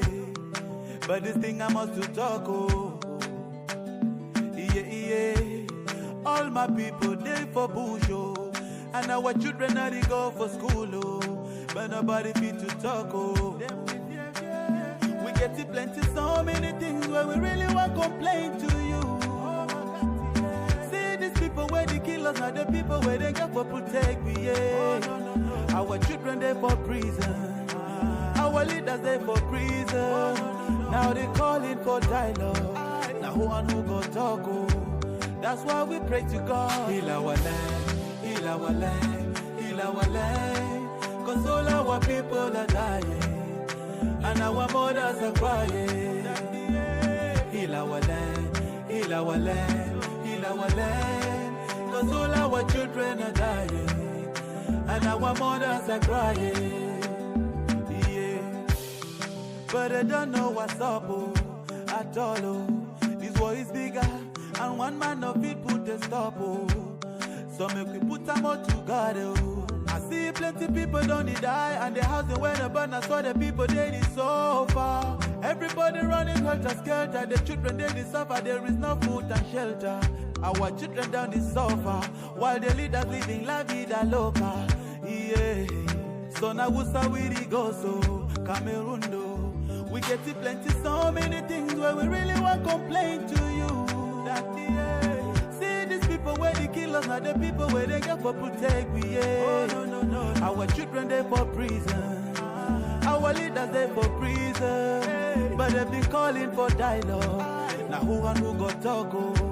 That's why we pray to God. Heal our land, heal our land, heal our land. Console our people are dying, and our mothers are crying. Heal our land, heal our land, heal our land. Console our children are dying, and our mothers are crying. Okay. Ambazonia Calling has never done this before. We have never moved someone so swiftly through the ranks of stupidity to the ultimate crown of shame, an induction into the Nyamfuka Hall of Infamy. It is something we are doing today. We have no choice. Everybody wants to come to America. Ambazonians would have seen the very loud La Republique citizen turn American, who this week did a number playing house slave, kissing up to white supremacists at Bright Park. I'm black, I'm not oppressed.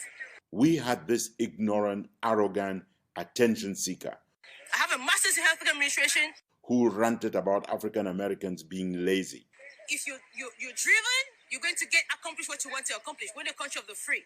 You can almost hear Ashao Kwata speaking through this fool. Okay, I'm going to be working for a federal agency. I am not oppressed. As she swims against the current that has millions of people around the world out in the streets, risking their own lives in the middle of a pandemic and more police brutality, protesting the death of George Floyd and the systemic racism in the United States that is at the origin of such tragedies. No black in America, I don't feel oppressed. I'll tell you that. This sick in the head Shrine Quarter race girl happens to come, no surprise about that at all. She happens to come from what Donald Trump would call S-hole colonial Cameroon. And let the mainstream media stop trying to forcing on people to accept that they're oppressed. I am not oppressed. I am black. I'm not oppressed. It is the same S-hole place from which one of our brothers came before, taking to the podium besides Donald Trump to call for the construction of a wall to prevent anyone else from coming to America the same illegal way he had come. This shame-proof, high on stupidity girl, who knows no other way to speak than to shout, is now out there screaming from the mountaintops of Bright Park and Fox News about racism in the United States being just a myth. You want to make this group of black people feel that they're wicked, that there's some power on top of them. No one is oppressing nobody. She's not oppressed, she proclaims, claiming to be black. Indeed, black of soul and of heart. Black as the evil that comes out of her foaming mouth.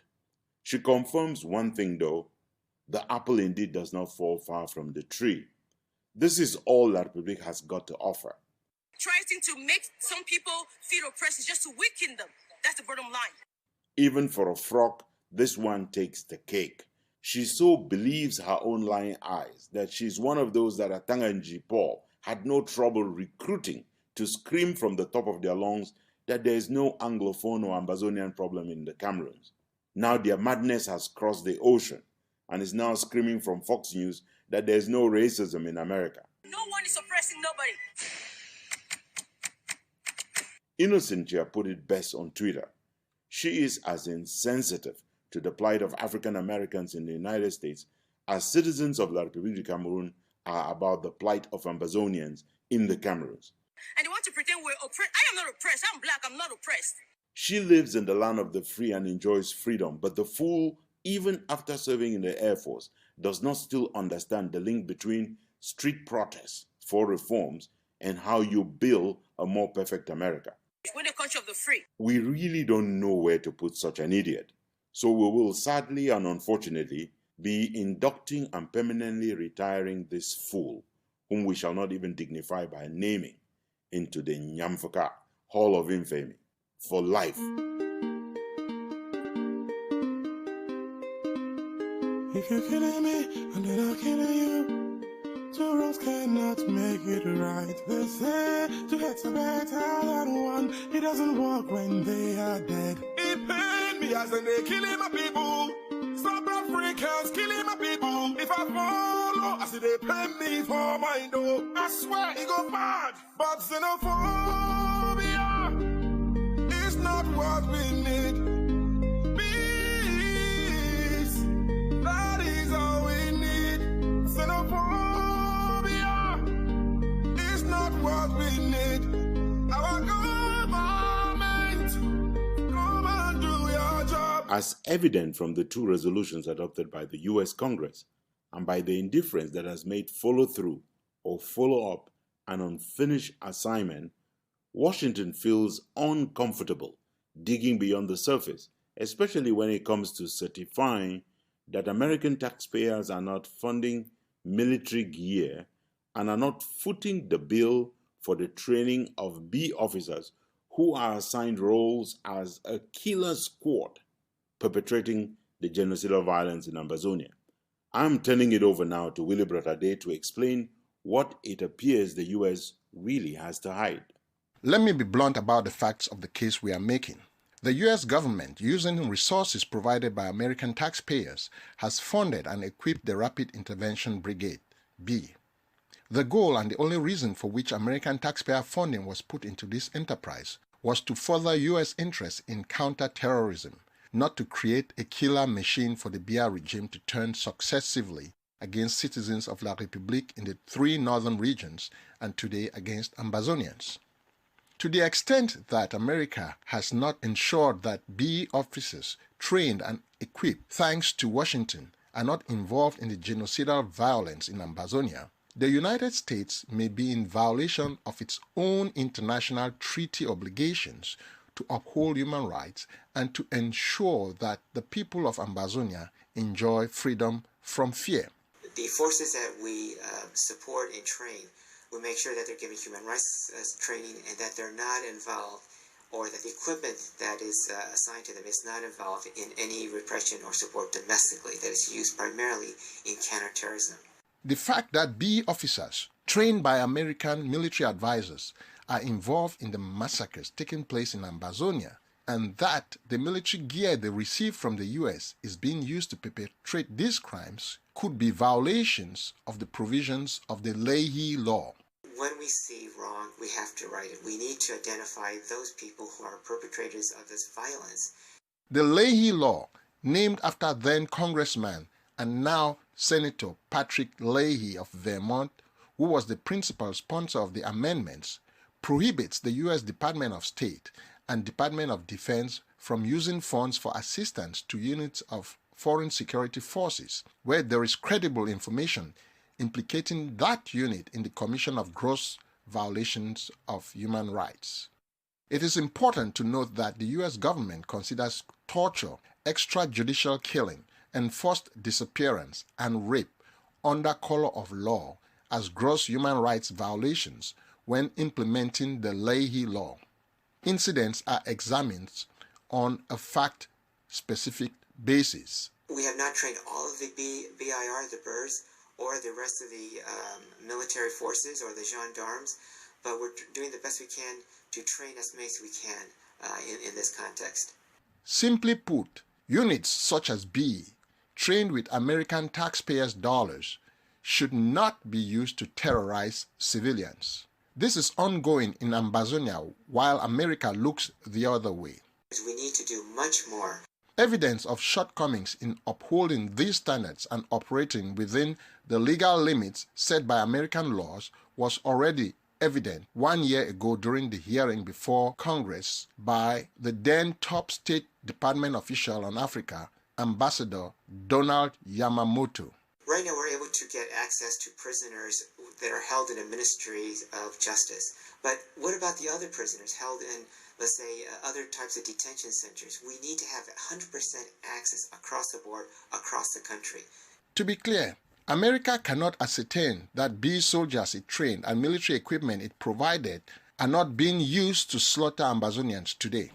In fact, American military surveillance aircraft provided as part of the training and meant to be used only to fight Boko Haram in the 3 northern regions of La République du Cameroon are now stationed in and advancing the goals of the genocide in Ambazonia. We are not talking about small numbers of B commandos trained and equipped by American taxpayers. Washington has trained and equipped no fewer than 3,800 B soldiers, with an overwhelming majority of them graduating as trainers. In other words, many of these soldiers have gone on to train thousands more, including the last batch of 1,700 who graduated from the Manoa Bay, that is the B training facility located near the port city of Victoria, less than 10 days ago, and are being deployed to slaughter more civilians all across Ambazonia. Evidently, this is an assessment we know America is too embarrassed to accept as true.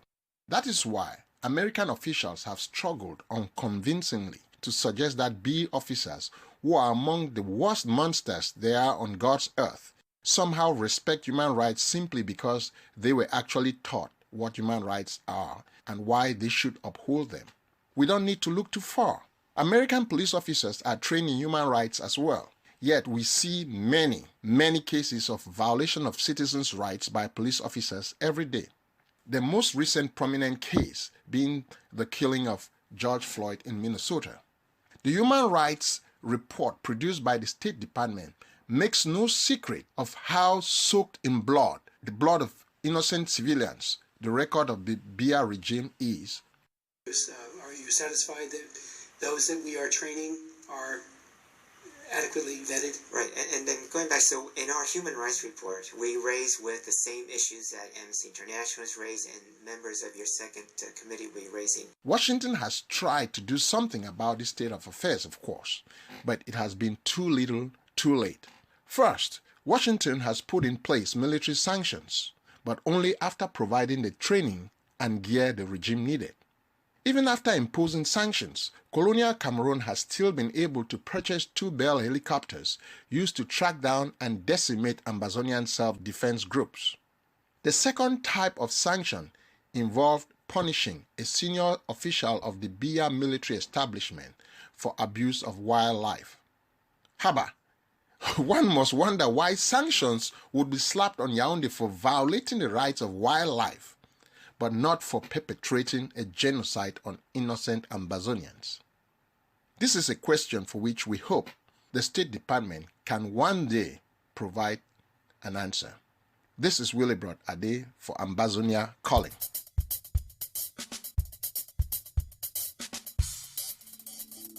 Ambazonia Calling. You are in the heart of the news shrine.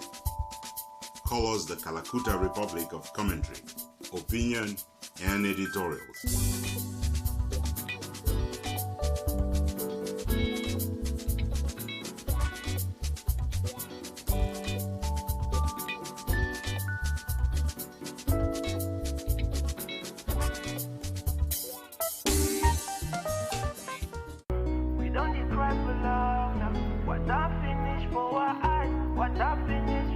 Master Robuster on the beat.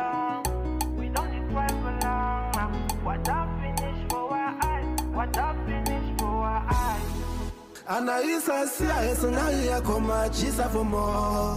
Anaisa sia esunaya koma chisa for more. Hallelujah to more, to more. Hallelujah to more, to more. When koma igali kongo, ichini konge. When koma igali kongo, babal kom yilema. When koma igali kongo, ichini konge. Yes, I do more. Because it by me, boy. Yes, I do more. Me like a woman. You come out for the shit and those bois. Now you live with the man, now you live with one and don't want to bois. You ball come on. When come on, you ball come on. What on off for what crowd to come on. Now you ball come on. We don't cry for long, we don't cry for long now. What I finish for our eyes, what I finish for our eyes. We don't cry for long, we don't cry for long now. What I finish for our eyes, what I finish for our eyes. Nothing that America and American officials are doing or have done in Ambazonia is out of a lack of understanding or for want of full mastery of the facts of the history about the Cameroons. XXX is here explaining that America gets it. The trouble is they are not acting on what they know. Members of the U.S. Congress know a whole lot more about the Cameroons than they care to admit. The chair of the Africa Global Health, Global Human Rights, and International Organization Subcommittee of the Foreign Affairs Committee of the U.S. House of Representatives, Chris Smith, frequently rehearses the fact that it was 2 states, equal in status, with a flag adorning 2 stars for the 2 states. The country that was formed was the Federal Republic of the Cameroon, and the national flag was adopted at 2 stars, signaling to the world the union of 2 co-equal states under one constitution. That is why Representative Chris Smith can summarize what Ambazonians must be experiencing as nothing short of recolonization by La République. The English speakers, to them, it felt like an occupation. Congress has wondered since 2018 if America is not better off just cutting cooperation with colonial Cameroon.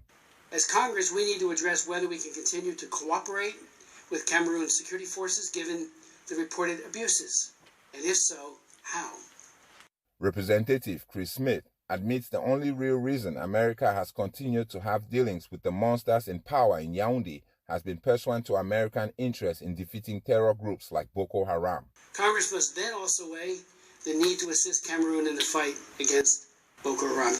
To the credit of the U.S. Congress, it recognizes that Ambazonians forced into defending themselves do not fall in the same category as terrorists.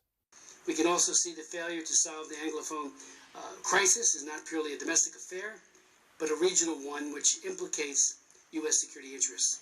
The head of the Congressional Black Caucus, Representative Karim Bass, summarizes what the Biya regime is doing in Ambazonia in these words. There have been reports of kidnapping, disappearances, and assassinations.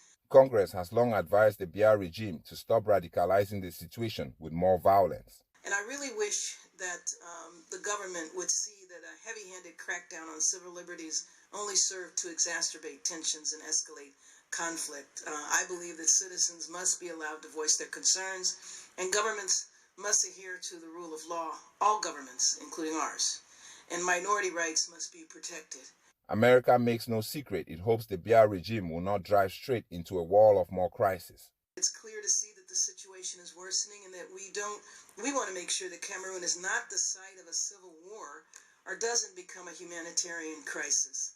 And even as the U.S. Congress recognizes the right of Ambazonians to defend themselves, their recommendation of preference is nonviolence. The government must recognize that it's facing a real national crisis and that the international community is watching. And activists must realize that peaceful, nonviolent protest is the only way to get people to hear their cause.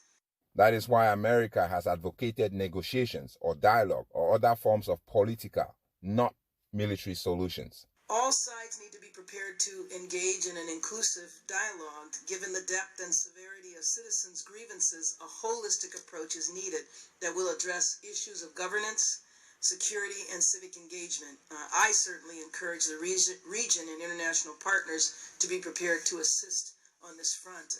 For those Ambazonians who keep suggesting that the U.S. will bring some form of mediation, whereas they have already pledged their support to the Swiss-led process, the American Congress prefers other actors handling mediation.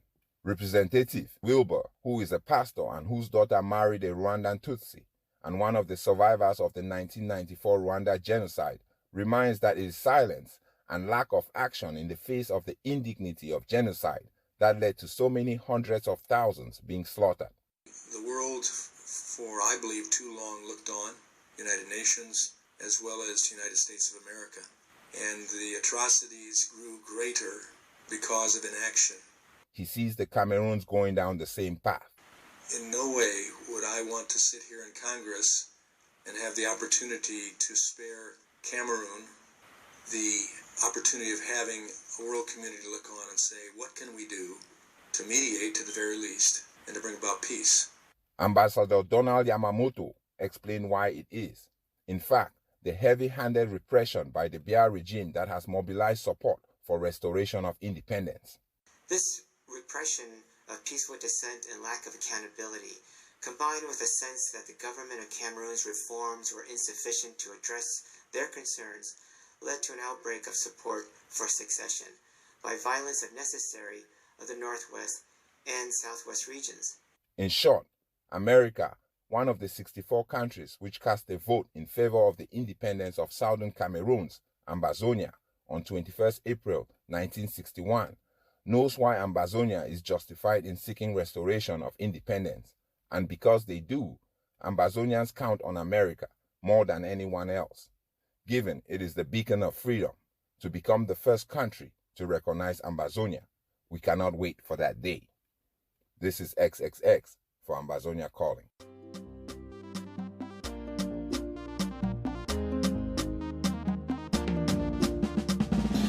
Now you be the number one, Django. Now you be the number one. Now you be the number one, General.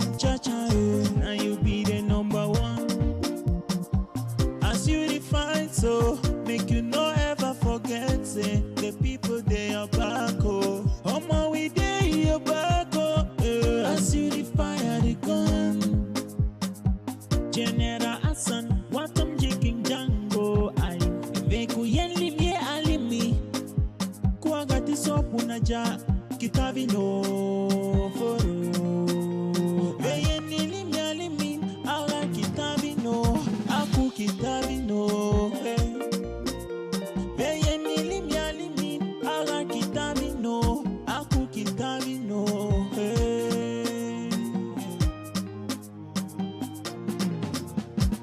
The only reason America says it was providing training and military gear to colonial Cameroon was in the pursuit of a major U.S. security interest.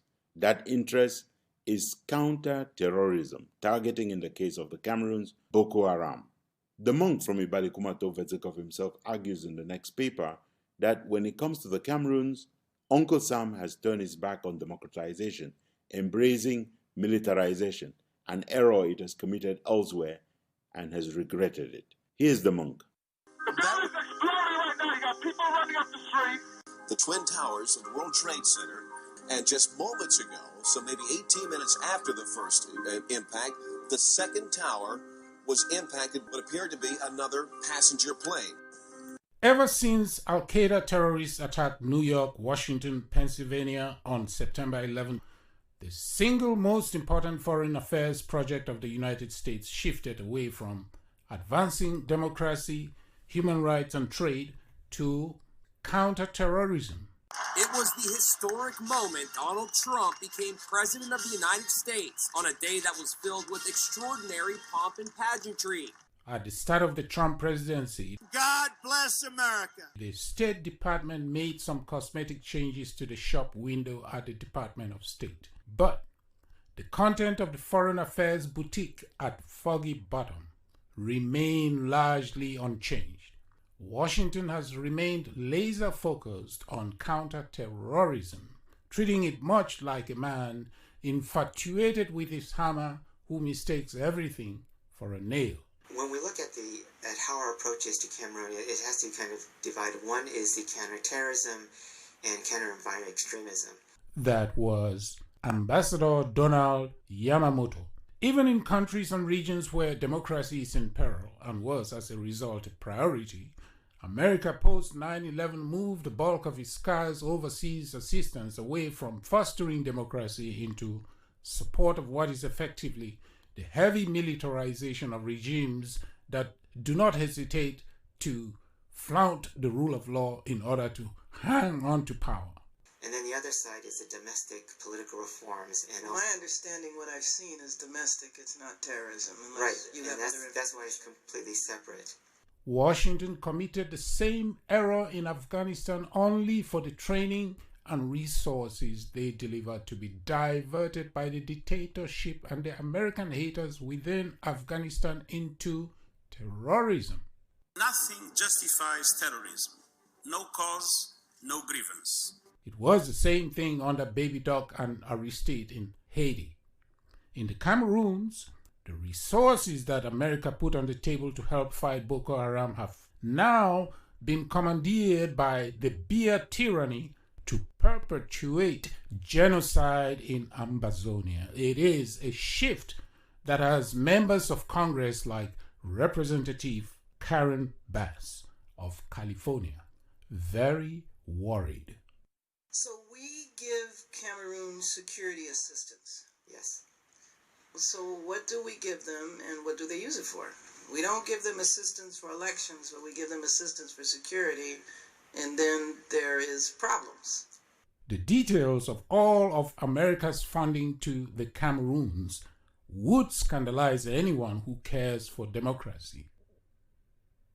That was Ambassador Donald Yamamoto, who was the top diplomat for Africa until Thibault Nagy took over. Let me translate the Diplo speak he just used there. By peacekeeping operations in that excerpt, Ambassador Yamamoto really was confessing that Washington had put resources into the hands of a regime that has applied a heavy-handed response to the peaceful demand for restoration of independence by Ambazonians. And by funding devoted to education, what Ambassador Yamamoto really means is the training of the terrorists known as the Rapid Intervention Battalion. The capacity building component really refers to the trainer of trainers who have since trained thousands of others. One thing is very clear. Even Washington recognizes that without strong democratic institutions in the Cameroons, no one can really bet that American support has not been and is not being misused even as we speak. Notice in that excerpt just how unable to speak with authority Ambassador Yamamoto is. Well, if America wanted to know, Ambazonia Calling has confirmed that the bulk of the military equipment Washington provided to Yaoundé and nearly every one of the BIR officers trained are now stationed in Ambazonia, terrorizing innocent citizens and perpetrating genocide. The military surveillance aircraft, which Ambazonian activists warned would be misused, is indeed being misused to go after political opponents of the regime right now. The aircraft is parked at the Bamenda Bafut militarized airport being used for surveillance and for attacks against Ambazonians. Washington is aware of the abuse, but is more prepared to offer lip service to sanctions than imposing real sanctions on the BR tyranny. For example, colonial Cameroon was kicked out of the AGOA. It was sold as a big deal, although the truth is that colonial Cameroon was not utilizing it much, as Representative Karen Bass pointed out to the Department of State at the time. The AGOA sanction hit Ambazonian businesses more disproportionately than businesses owned by citizens of La République, who do the bulk of their business with France and the Francophone world. Overall, and by the very admission of the State Department, ending AGOA has not changed the trade numbers much. This has especially been the case because Washington continues to fund initiatives to stimulate the economy of colonial Cameroon. America knows for a fact that the BR regime is merely the civilian facade of a military regime held together by an ethnic Bulu Fang Beti militia, of which the Rapid Intervention Battalion is an essential part. Everyone at State Department, on Capitol Hill, and at the White House knows that, which is why State Department officials chew their lips when asked the question during congressional hearings. For every Ambazonian, nothing can be further from the truth, and nothing can be victimizing the victims all over again than to hear State Department officials describe the monsters known as BIR as responsible and accountable. The falsehood about the BIR being accountable and responsible gets found out once the question is posed. Are any of the troops committing atrocities in Ambazonia among those trained by Uncle Sam? Silence over that point is golden.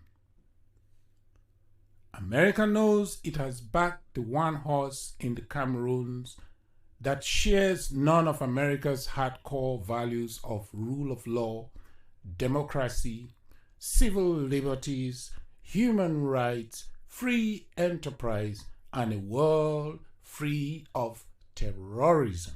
This is free advice we are offering to the State Department. The right horse to back in the Cameroons is Ambazonia. This is the monk from Ibalikumato, Vedrikov himself, for Ambazonia Calling. We are the Amba people, don't you know us? We are the Amazonia, don't you know us? If you want to know us, you must come in Ambaland. Don't you know us? We are the Amba people, don't you know us? We are the Amazonia, don't you know us? If you want to know us, you must come in Ambaland. Don't you know us? We are the Amba people. Don't you know us? We are the Amazonia. Don't you know us? If you want to know us, you must come in Ambaland. Don't you know us? We are the Amba people. Don't you know us? We are the Amazonia. Don't you know us? If you want to know us, you must come in Ambaland. Don't you know us? We are the Amba people. I have sad news for Ambazonians. We are on our own.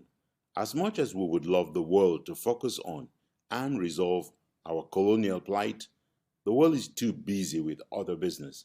They've got other fish to fry.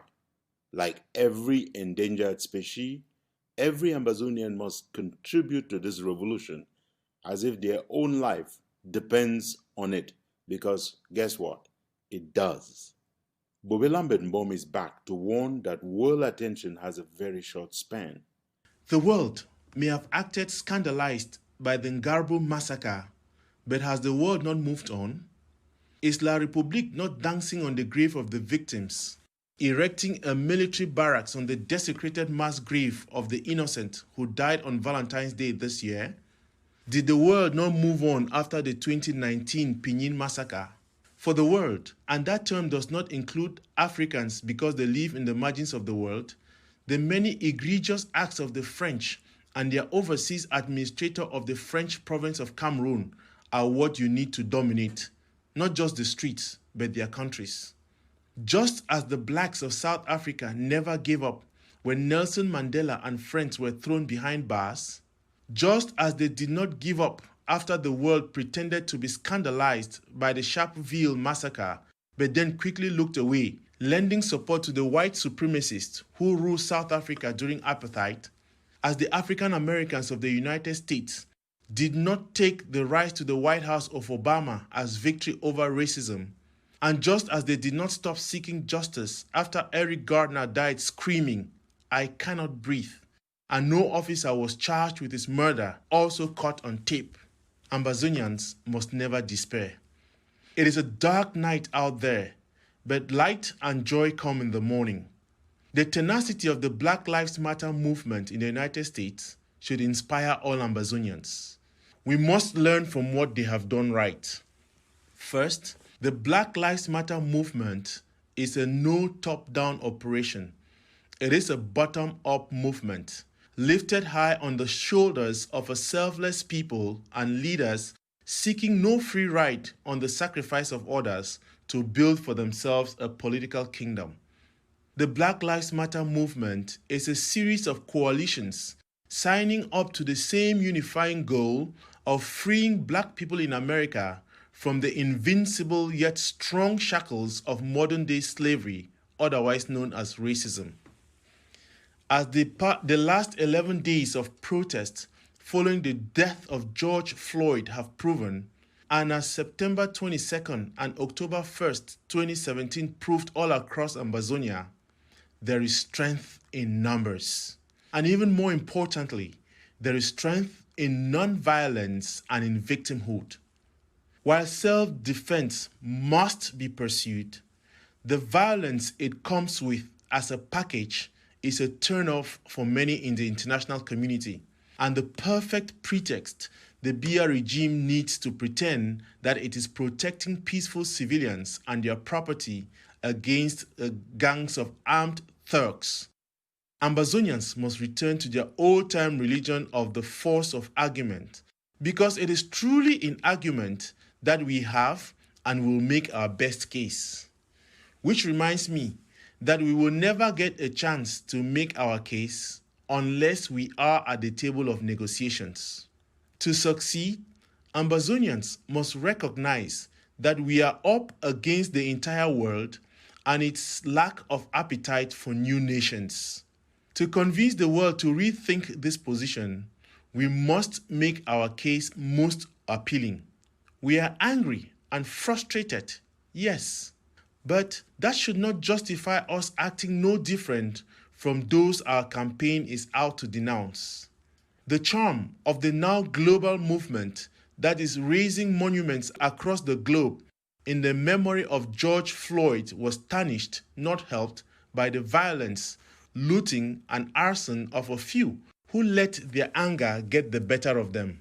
The few Ambazonians who have picked up weapons to fight for restoration of independence must never let their anger get the better of them.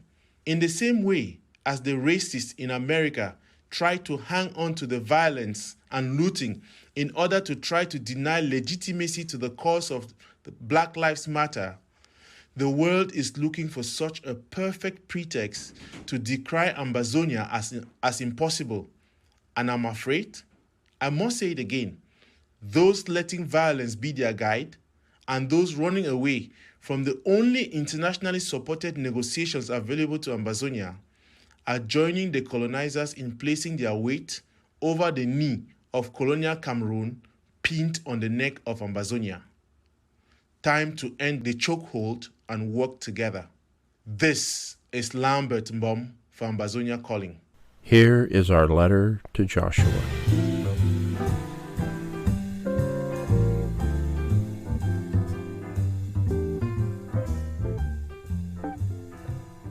Dear Joshua, I hear you have been miserable this past fortnight just because you did not receive any letters from me.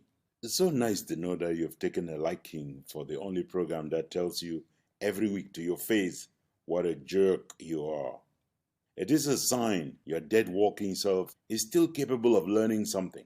At least you now know that we have other fish to fry. Unlike you, we are not loafing around.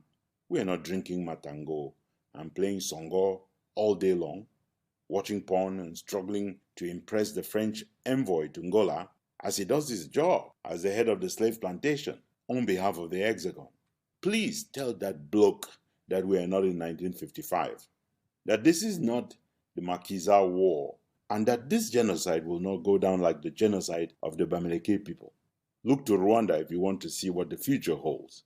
Tell the envoy of the Hexagon that we know that he is the overall commander of the genocide in Ambazonia, that his entire business and mission is to try and get done to the people of Ambazonia what his ancestors Legoloa did to the Bamileke people. He should please stay out of anything having to do with claims that the assassination of Ambazonian journalist Wazizi will be investigated. What has he got to do with the investigation of the killing of Wazizi? Has he investigated the killing of Mami Abi, Baby Martha, and the 12,000 other Ambazonians? The ICC will take care of that. Look, my parents raised me well. Otherwise, I would say something to you and to that Nyamfaka in French that he would need Clorox to wash his ears clean. As I've said before, you are lucky to hear from me every week. No one else is wasting their time addressing letters to an apparition. When a real hero who worked for his people departs our world and both the heavens and the earth are acknowledging his good deeds, how would we be mentioning a monster along the same time as we're paying tribute to such a person? How can we dedicate an entire program to fetting the life of a decent human being like Mola Njomba marriage fame, and you want us to send a letter to Joshua? God scratch matches, Satan smoke cigar. I know it's become very miserable there in the palace in Gola. Just these 2 weeks that I was not around, and the wicked entourage that has you living in prison, even as Nkunkuma, that wickedness has turned against Brenda. She can't find her meds. You want a woman to go cuckoo? Why is your entourage forcing the poor orphan, oh, you're still an apparition, the poor girl with owl eyes, to post an SOS on social media? That's being wicked. Look at what they're doing to Brenda, even before the apparition is gone. This is the kind of thing that happens in a man's life, and he says, I am better dead than alive. In your case, you're both. Congratulations, Joshua.